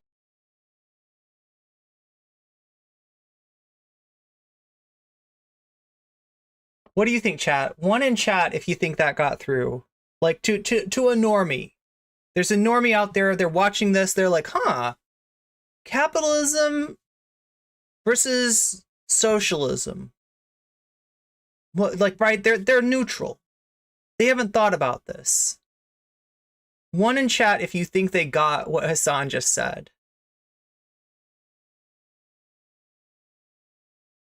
Do you think that came through? Do you think that made sense? Because I don't know if what I'm saying is making sense. Like, I might be too wordy. There's so many things that goes into that in terms of like jargon. When you say marginal utility, how many people's eyes glaze over, right? If I talk about a certain subject for over 5 minutes, how many people check out and they're just like, she's rambling. She's just saying a bunch of nothing, right? There's a lot that goes into your consideration of a 9. We're getting a lot of different numbers. I love that we're getting numbers. We're being objective. Oh my God, chat, you're really trolling me hard now. I'm so here for it. When we ascribe, when we say this is this much, like something is. And again, no hate to Ethan, no hate to Hasan, but this valuable, right? Ice cream is $4. But Ethan if it's does really not hot believe. out, Ethan's pro-democracy, but not when it comes to the workplace. Yeah, he'll get into that later. A 2-minute break. Thank you. Oh my God, Jules, you are a hero. Okay, so if you really want to see something, use a highlighted text or a highlighted chat in Twitch, or do a super chat in YouTube, because those will pop up for me. So what we got now is we got the ad break. It's coming up in 2 minutes. If you're on Twitch, if you've been seeing those ads, there's a way you can get out of those, and that is through a sub. You can achieve a sub maybe for free if you have Amazon Prime, right? You can get a Prime sub. That's for free. All you got to do is hook up your Amazon Prime to Twitch and you get a free sub out of that. You pay nothing and I get some money from that, right? And more importantly, our meter goes up. So, we'll have a longer stream if we get 10 sub points. So you increase the sub meter, everything's good then, right? You can also pay for a sub. They are 25% off through September, if you buy it on desktop, right? That's the key right there to getting that reduced rate. So you can buy one for yourself and take care of it that way. If you don't have Amazon Prime, that's probably the cheapest way or not cheapest way. That is the most certain way to get out of the ad break, which is coming up in 2 minutes. There is also a possibility that you might get gifted a sub. Some people have experienced that already, and it just means that somebody that was very generous has looked at you, has seen that you don't have a avatar by your name, and has decided to pay for you to get out of the ad break, not just for this stream, not just for this ad break, but for a month. Right. So that can happen too. It's more likely to happen, though, the more active you are in chat. So the more they see your name and they see, there's somebody going around here with no sub. I think I should do something about this. Like, it's more likely to happen if you're chatting away like a good little chatter. Ice cream is $5 because, well, there's a little bit of scarcity on the supply, but the demand has gone up. So now ice cream is more expensive. Whereas from a Marxian perspective, the value of that ice cream is yeah, Cool Beast is bringing up that if you're familiar with this topic, like, right, what Hasan's saying is making sense, but I'm just worried more about, like, ideally, and I think what they're trying to do kind of here is platform Hasan's views specifically on socialism in a way that is going to bring that to an audience that maybe doesn't know about that. I'm just worried about the ability to do that. With this kind of speed run mentality. And I say speed run, I'm looking at 3 hours of debate here. Is stable. It's just what kind of labor went into the production of it. What were the resources used to make that ice cream? What kind of capital was put into the ice cream factory? So even all if of the that, and then also is, the moving part in that situation would be the labor of it. If the employee is extremely satisfied, yeah, and they feel well provided for, I mean, in a sense, Ethan, this isn't YouTube. It's like, who are you to tell? Were you satisfied by this video? Him he's being exploited. Well, how many regret-free minutes did you watch that video? Again, I know you want to get caught up on that, definition of that word, but you know what I mean. Yeah, no, I understand. It's what I would say in that situation is this, right? Relying on the magnanimous nature of your boss and hoping that, like, your boss doesn't succumb to greed and choose to change certain things about your workplace conditions can be great. And there are people like yourself out there who are, as far as I understand, pretty good bosses, right? But that is never going to be that's never going to be the constant. That's never going to be the case. But in social democracy, you set up the bumpers, you set up the systems where they have to do that. Well, that's the bare minimum they have to do. Well, and then we go back to the erosion of the amenities. That I don't feel like that's a strong enough regulation. argument to say socialism is better. No, as long as there is some kind of capitalist compensation in any sort of sector, they will always choose to monopolize. This is what most companies, like this is what every company does. When they become a company, a corporation, their job is their goal is to inevitably become a monopoly. You can do that by rent seeking. Well, so what? You know, so what? If they still have to follow the rules.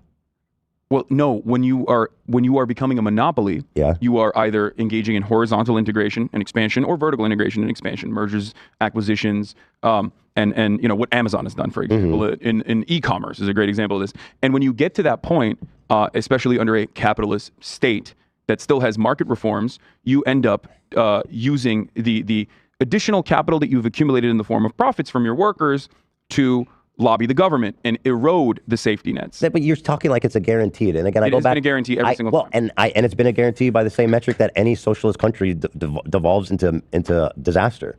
I mean, it's not fair to put that out there like it's just given. Because on the other flip coin, you can say, this. Like I said, I changed a lot with my stream today. You know, you saw by the virtue of the fact that the stream did not start on time and we had to restart the stream that I had changed some things. One of the things that I changed was my audio.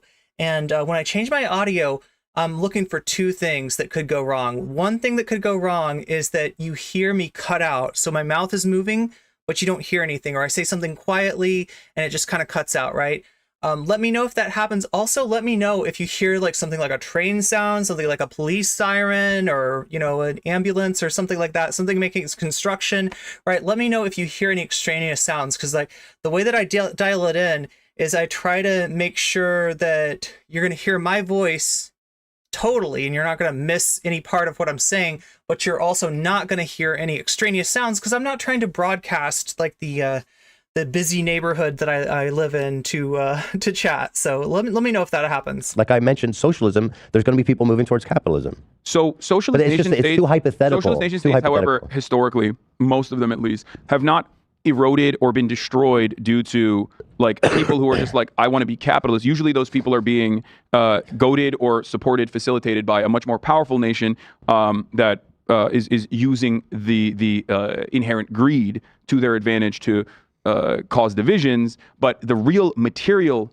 issues in socialist nation states, historical socialism, real socialism in the real world that has happened, has always been due to mishaps, famine, or the government exercising too much authoritarian control. You could say the same thing. These sorts of things are the real reasons as to why socialist nation states have failed, not necessarily their economic mode of production switching over to a more labor-focused. And also the fact that a socialist state succeeding on the world stage would take away a pretty convenient argument from capitalism, right? You know how they always say, whenever has socialism actually worked, right? Well, if there was a socialist state that, that things were going pretty well in, and you couldn't point to any obvious issues, right? That'd be pretty inconvenient. So you might think that given the fact that we live in a democracy, right, in which those with capital, those with power have an outsized influence on the government, and the government has a bunch of organizations that can kind of go places and do things, right? You ever heard of an economic hitman? The concept of there was a book a while ago, like long time ago, called The Confessions of an Economic Hitman, and it was literally about a guy whose job it was to go in and let other nations know you're getting a little too socialist there. We don't like what's going on, and if you want to keep yourself from getting Allende'd, right? If you want to stay in power, if you want things to go okay for your nation state, right? Then you might want to ease back on those communist things that you're doing, because our companies are telling us, U.S.'s companies are telling us that they can't make as much money under your government now that you've nationalized an industry. You might want to back off from that, right? So yeah, we do things, we make things happen. The United States, I mean, that's the we that I'm using in order to ensure that there are no successful socialist states. And even you could look at it in the United States itself. You could look at the New Deal regime and see how long that actually lasted and what kind of forces, eventually took it down. Economy. And then also, there are so many different types of socialist developments, like a socialist mode of production, that there is no like one absolute perfect one. And I'd be a liar if I told you I know which one it is. You know what I mean? So go back to the original question. Let's just ignore this theory that in social democracy, and I'll say this, obviously we have antitrust laws that are not good, that are not been effective in the least bit. Yeah, but I would also ask something you why. you can regulate. No, but I would ask you why. Well, because our government is super corrupt. Mm-hmm. Why is the government corrupt? Because people are inherently flawed.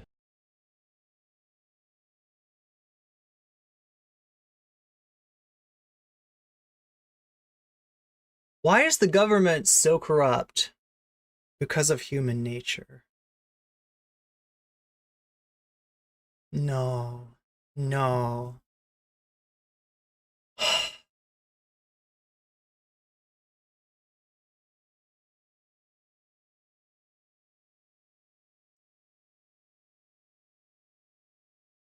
That's not the answer, but it's a very convenient answer for capitalism, and we come up with another capitalist argument, right?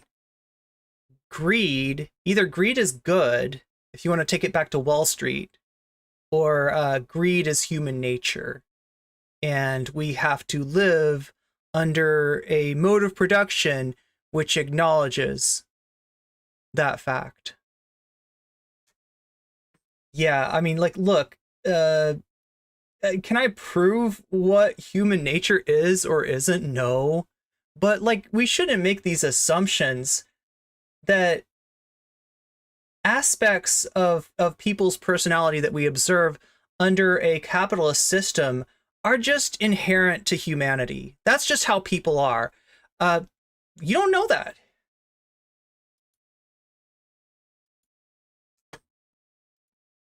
Well, because our government is super corrupt. Mm-hmm. Why is the government corrupt? Because people are inherently flawed. You think the government's corrupt because people are inherently flawed? Corruption in that sense, I disagree with you there. Some people, not all people. No, That's another thing I said. People are inherently...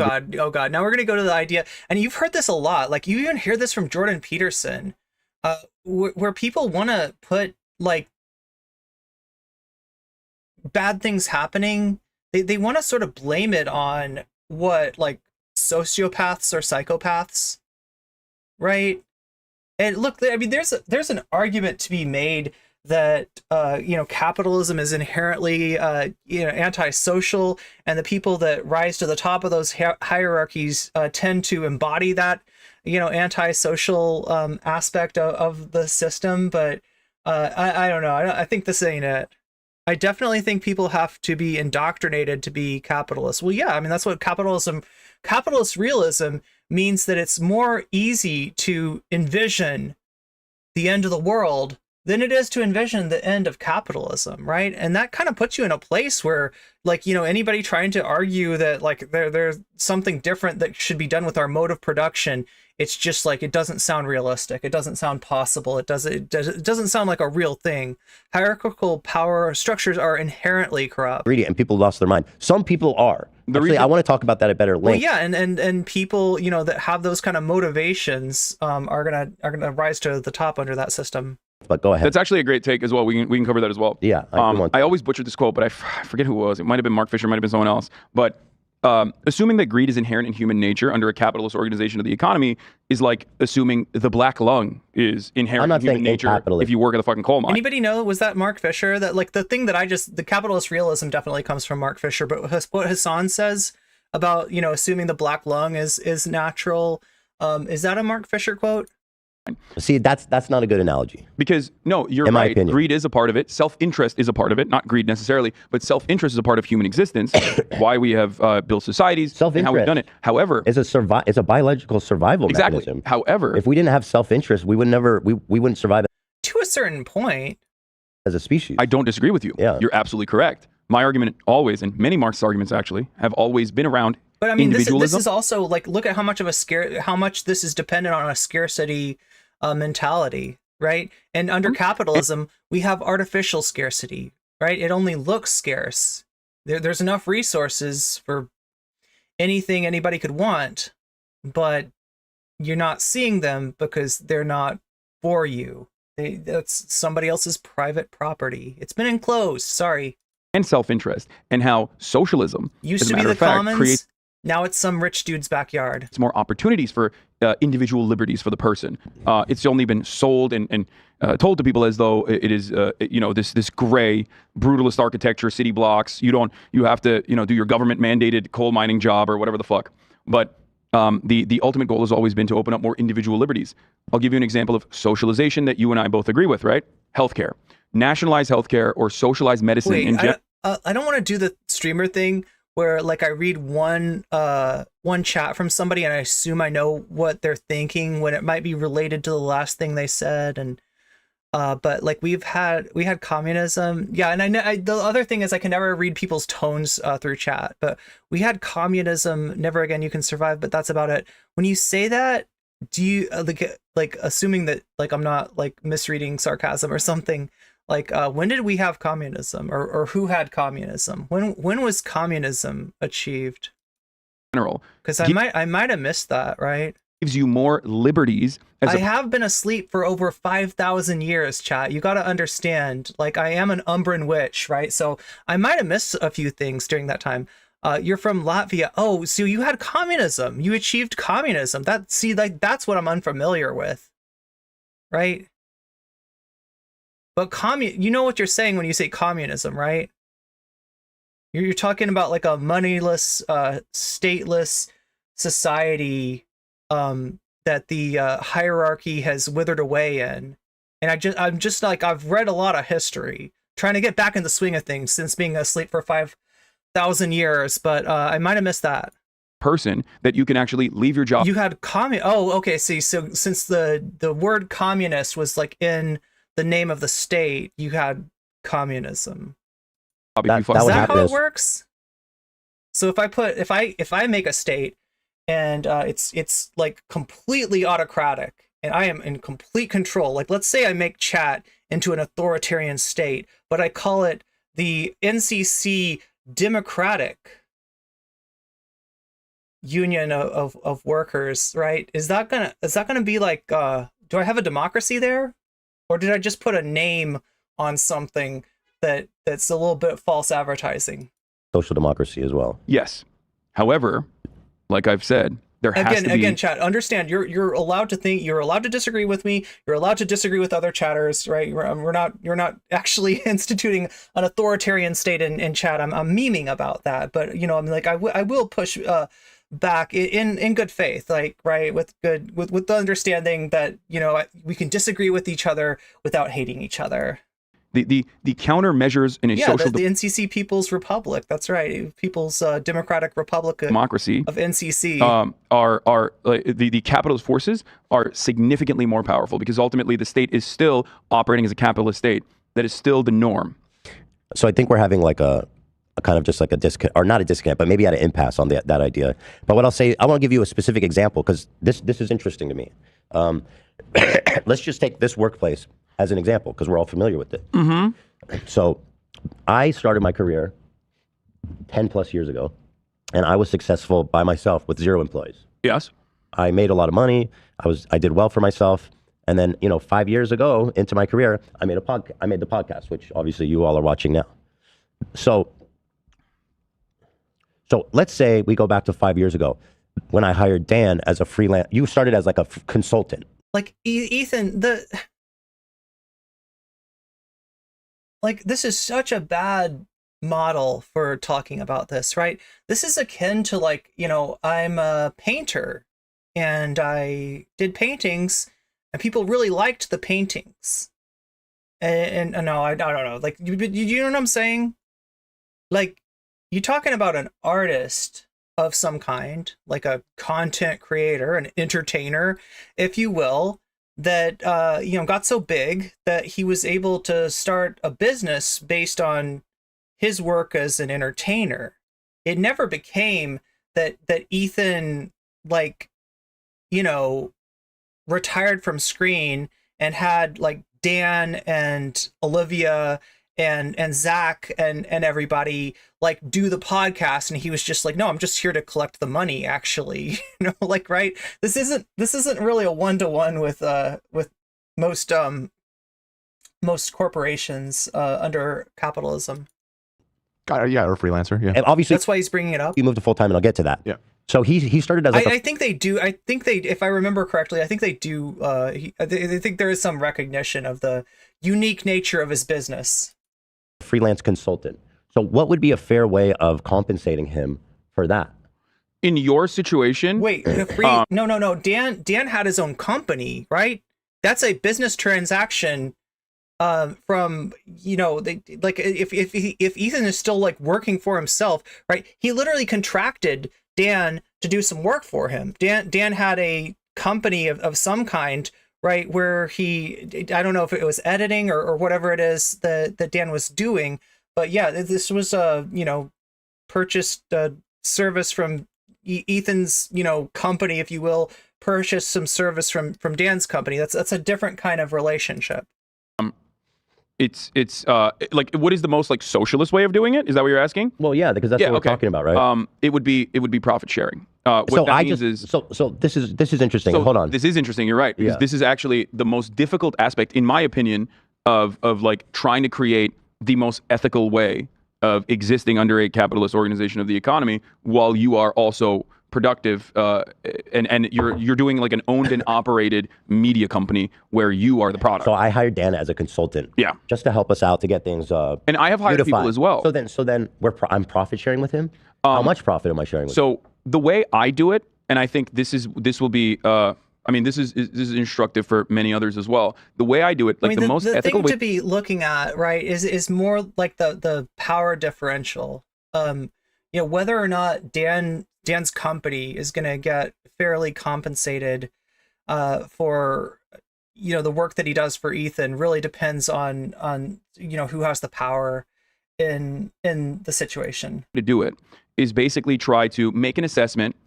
Sure, there's market considerations on the one hand, like what the normal wage would look like, but that is like the minimum. You know what I mean? That is like the minimum. That is the worst possible amount. Can anybody hear the train in the background? I wonder. Can you say choo choo if you can hear the train? To pay someone in the form of wages, in my opinion. Okay. So you have the market considerations on the one side. Yes, much like Keffels, I live very close to a train track. Which I don't necessarily care too much about. On the other side, you have your productive output, right? Let's say you were making $10 before Dan came on, and now that Dan came on, you're making... That wouldn't be measurable metric. No, I know. I completely agree with you. Yeah. I know. Which is why I'm saying it's a tricky situation. It seems almost impossible. Yeah. Well, look, value is somewhat fluid if you take into consideration like supply and demand, right? It's going to be to get a specific exact value, it is impossible. But you can estimate these things. You can approximate these things, right? And technically, the other side is also very cruel, but we just like have but that's normalized. Not true, because in social democracy, people are fairly compensated. It's not cruel, in my opinion. No, there's. I don't think. I think people can be more or less fairly compensated, but like generally speaking, they'd be more fairly compensated than what we would see today. Yes, in comparison to the United States of America, which technically would be a mixed market or social democracy. We got an ad break, and I messed up again.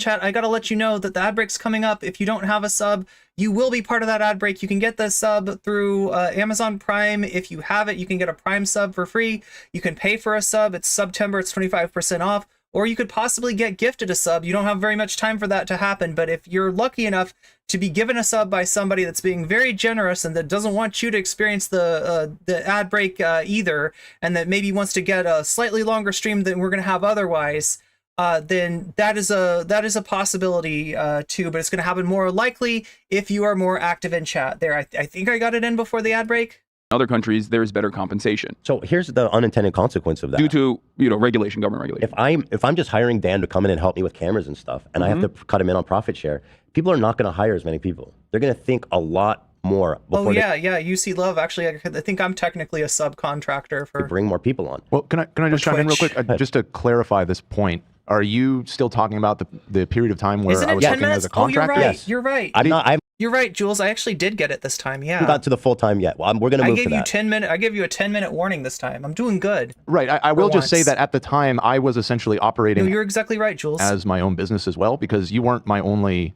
client at the time. Right. Okay. I did that professionally for a lot of people, and you were one of many people that I would come and do shows with until you offered me a full-time thing. So just because we're using the specific example, I just wanted to clarify that, because I think that matters in what the dynamic was when we were initially working together. I don't think that matters in such that I'm more focused just on the profit sharing. The reason why I was bringing and up the implications on to a business and business owner of that. Okay, but So Dan is a fellow traveler with Hasan in terms of being a socialist. the reason why I was bringing up the revenue is because let's say you were making you're making $10.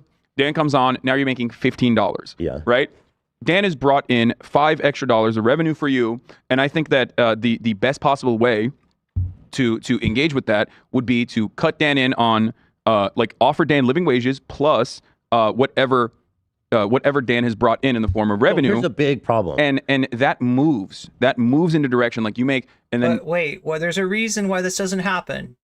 Anybody in chat want to posit a guess? Why does this not happen under socialism, right? What if there was a really nice capitalist that was like, I believe in socialism.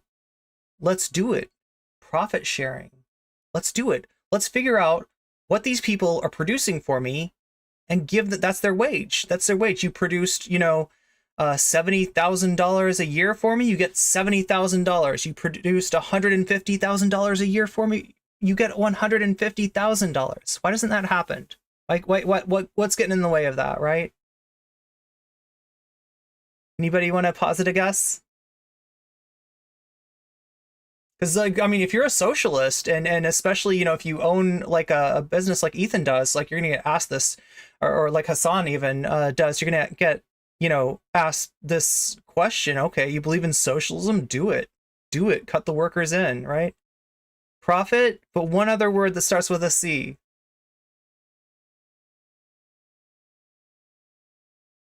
I mean, look, that's why a capitalist, a capitalist, yeah, like a capitalist owner of a business wouldn't do this, right? But in terms of just like pragmatically speaking, what's getting in the way of a generous employer being able to be generous like that?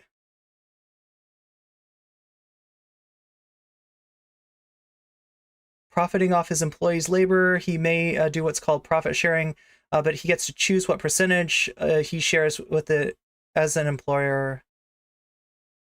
You would lose a lot of workers after bad months. You would, if you literally tie it to like what you're producing, then yeah, they'd have to, they'd take a real haircut. If you start losing money in the competition, there we go. It's competition, right? So there's perverse incentives in place to keep that from happening. So in the same way that it's difficult for a country in this world with the United States as, a capitalist imperialist state with hegemonic control over the globe virtually, it's almost impossible for like a state to arise and implement, socialism, right? It's also going to be impossible for a business under capitalism to really, function. Now, you could maybe have co-ops, and there are examples of co-ops that are successful to a greater or lesser extent. But yeah, there's that kind of limit on there, in terms of like, ideally, you'd want a system where you don't have owners and workers, you have stakeholders, and thereby like the profit incentive isn't really there. But when you've got companies like Amazon, you got companies like Uber that can literally come in and say, okay, what's the going rate for a taxi? $30 from this street to this street. Yeah, I think we can do that for $15 because we got investors. We can eat the losses. All right. It's now $15 to get from this street to this street. So what do you want? You want to get a taxi and pay $30, or do you want to get an Uber and pay $15? I'm going to take the Uber. I don't have a lot of money. I don't have a lot of extra money. I would rather pay $15. All right, so I pay $15. I take the Uber. Now the taxi company goes out of business, and now Uber says, "Guess what? Your ride is going to be $50. That's right. That's yeah. So, you got like all kinds of stuff like that going on, and you got this perverse incentive, and you got people that are able to operate with that kind of, greed and lack of empathy for the people affected by their decisions. You got those things, running the system. Later down the line, you make $100,000, and it moves with now, it, yeah. Dan is moving with it as well. Here's where this seems more like it's a nice theory, but like in application, it makes no sense. How do you even you mean calculating productivity for most jobs? Yeah, it's going to be somewhat inexact, but there are nerds out there that can, fairly estimate productivity, especially like on a larger scale. For instance, there's a very famous graph that shows for the United States the level of productivity and the average like pay rate. And, obviously, it's a capitalist nation. Nobody's ever getting what they produce. Nobody's ever getting that productivity number as their take-home pay. But if you look at their take-home pay and you look at the productivity post-New Deal, you saw that they tracked. You saw that when the company started getting more productivity out of a worker, the worker's wage would rise at the same time. And that was true up until sometime in the 1970s, where you saw the productivity continue to increase and the take-home pay flatline. And we're talking about corrected for inflation, right? Corrected for inflation, corrected for cost of living, what you're really getting in terms of the value of your paycheck, boom, flatlined, right? So right, you had the New Deal, you had people get scared. I don't know, like communism is taken over in a lot of different places. It could take over here. We have a vice president, that's got, kind of socialist leanings. We got to do something. Ad break in 2 minutes. That's right. The ad break's coming up in 2 minutes. So you got 2 minutes to get yourself a sub if you don't have one already. Otherwise, you're just going to be watching the ad break, which, Who decides how much value he's brought? How could you possibly decide that? If my show is growing... You don't decide that. You calculate it, right? You estimate it, you calculate it. And yeah, there are people, this is what economics is about, right? People forget. Marx was an economist. Marx wasn't like first and foremost, like what Marx was doing was economics, not, philosophy or, I guess there's philosophy in it, but... Dan joins, and let's say, now I'm making $15, but the show was organically growing. How can I attribute all 5 of that to Dan? You're absolutely correct on this as well. This is a big weakness. 50-50 with him? This is something that I do not have an answer for either, which is why, it doesn't make sense. I said, you make do with, you try to do your very best. This seems like a big problem to say you don't have a solution for if you're advocating for a socialist society. I agree, which is why I always... It doesn't seem like it's ready. Well, can I just chime in on this? This isn't theoretical. There are lots of companies that do profit sharing. I do this as well. I know, but it's not like. But like let's say this, and they have various methods of how they do it. There are ways that do it that make sense. I do this, but the way that socialism does it in the purest sense is like Dan joined 10 to 15. Dan gets half of the 15. So that's his labor. Ethan, this is if we're talking pure theory. If we're talking pure theory, I would rather have an imperfect structure that still absolutely offers better. It doesn't work. Well, if you don't know how people get paid, how does it even work? The capitalist structure also like here's how it works. It's not, and people are asking, like in different jobs, like there's some jobs that's probably really hard to estimate, and especially just even when your job isn't like I make the widgets, right? I make the whole widget. I hammer it together. Here's a widget, right? That's easy, right? Because you're like, a widget is worth $30. A widget, you made 500 widgets. Here's your pay, right? That's easy, right? But most people aren't making that kind of widget. Most people, the widgets that, and widget, if you don't know, is a theoretical concept of just, you're saying like a product, right? A widget's like a, it's like a wild card or like a variable. It's like X, So yeah, when you're making a widget where you are not making the whole widget, you make this part of the widget, and then the other person drills a hole in the widget, and then the other person puts something, screws something into the hole that the person drilled in the widget, and right, it gets, infinitely more complicated.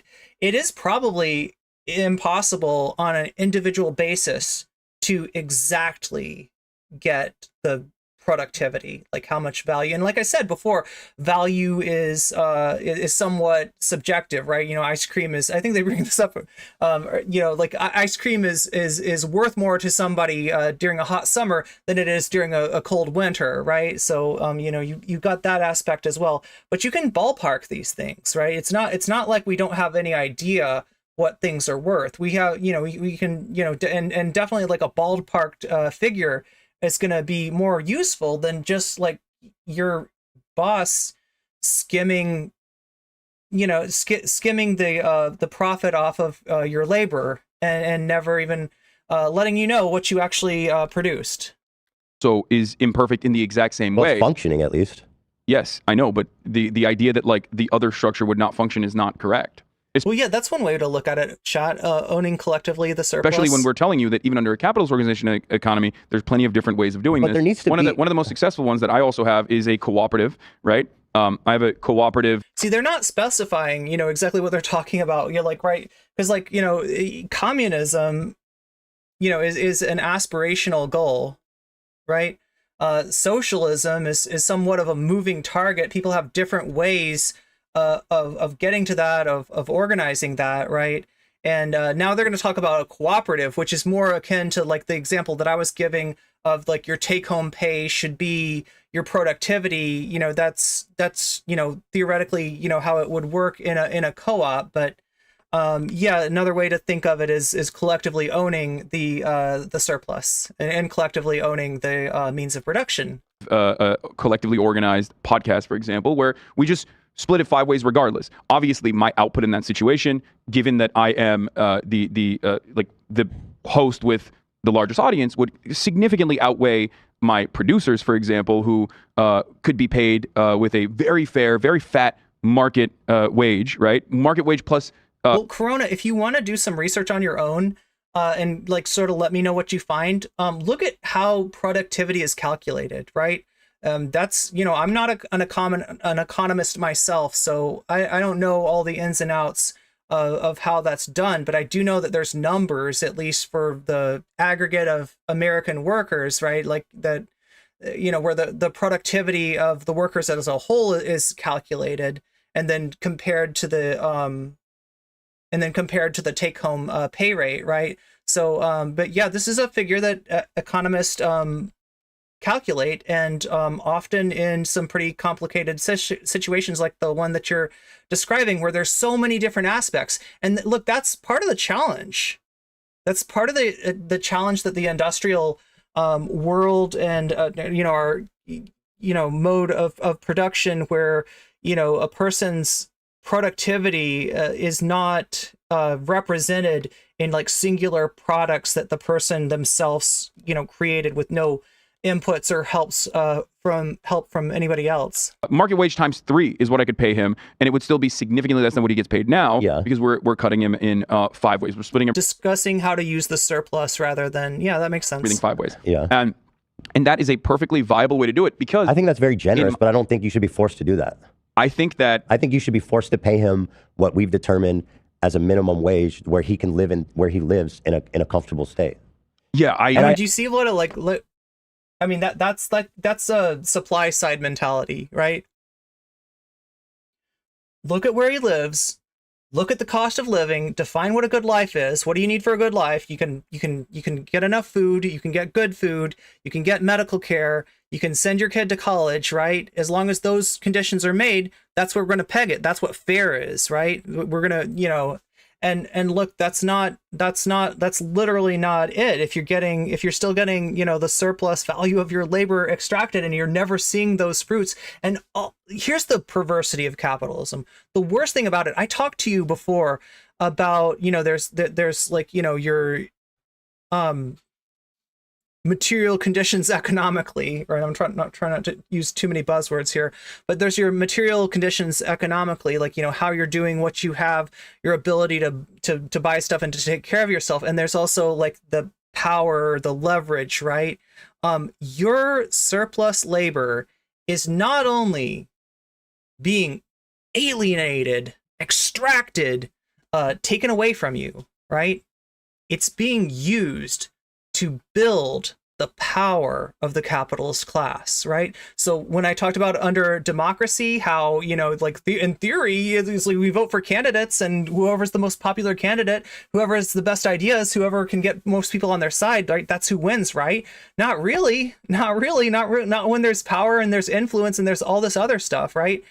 You're actually building the tools of your oppression under capitalism. Your surplus labor value is making it harder for you to claw back what's being taken from you and what will continue to be taken, not just from you, but to any kids that you have, right? Think about that. You're late, like, you know, a future situation in which automation plays a huge role in our economy, and capitalists just like legit do not need as many workers as they used to, right? And your, you know, child, your grandchild is sitting in there in that situation saying, this is untenable. I don't have enough to eat. I don't have enough for anything, right? We need a revolution. Oh, but because of the money that you earned, because of the money that you earned, right? Now they're at even a greater disadvantage as far as power goes, right? Now they have less leverage. Now they have less ability. This is the nightmare of capitalism, is that as automation, you know, continues to decrease the number of laborers needed to, you know, to do a capitalist economy, you're going to get into a situation where, you know, we're more and more expendable. And that looks ugly. Now, the converse of that, right, is that automation doesn't have to be a bad thing. Theoretically, automation could just be like, yeah, you work less hours now. You know, that's pretty cool. That's pretty cool. I can do my art. I can make my mixtape. I can become a SoundCloud rapper, you know, like, right. I could do a lot of things with that spare time. Wow. Maybe I could even contribute to the culture somehow, you know, that'd be pretty cool. Nope, not gonna happen. Not gonna happen, right? Because people let this go too long, right? It's not just like a, you know, things are bad and things are unfair now, and they're going to continue to be bad and unfair. They're going to get worse. They're going to get worse and worse. And look at climate change. Ask yourself, what is the capitalist structure doing to address climate change? Is it enough? I think no. I mean, we are on a timer. Hey, this is not, you know, even if you know, like you're all on a timer, right? I'm on a timer. We got a certain number of days on this planet to live, right? So that's one thing. But even beyond that, even if you want to talk about, you know, kids, grandkids, great grandkids, etc., right? The planet is on a timer, and you know, the ability of workers to have any kind of control over their destiny is on a timer too, right? This isn't something that, you know, you can infinitely, you know, put off. I don't think that it prevents people from being beyond wages too. Generous. It goes beyond wages as well. There's also, sorry, I drank too much caffeine and I got just amped up. So another aspect of this that many people fail to consider, which is decision making. So there's also the structure of decision making, the structure of autonomy. When we are setting up the time for when we are going to shoot the podcast, like, everyone has to be on board with it. It has to work around every single person's schedule. These are all scheduling conflicts exist usually, but it's like in good faith, every single person is like giving their most, giving their all, and it ultimately I think creates a pretty solid product. Let me ask you. So do you acknowledge that in this socialist theoretical country, where I go from 10 to 15 and I give Dan 15, hypothetically for any worker joining, that I, as a business owner, I would be less likely to be hiring people? Certainly. And that's not good, is it? No, I don't agree with that. I don't think that's necessarily a bad thing at all. Because, like, I don't know, because, like, I've gone through a lot of people that did not work out. Mm-hmm. And they were hired on, like, let's say,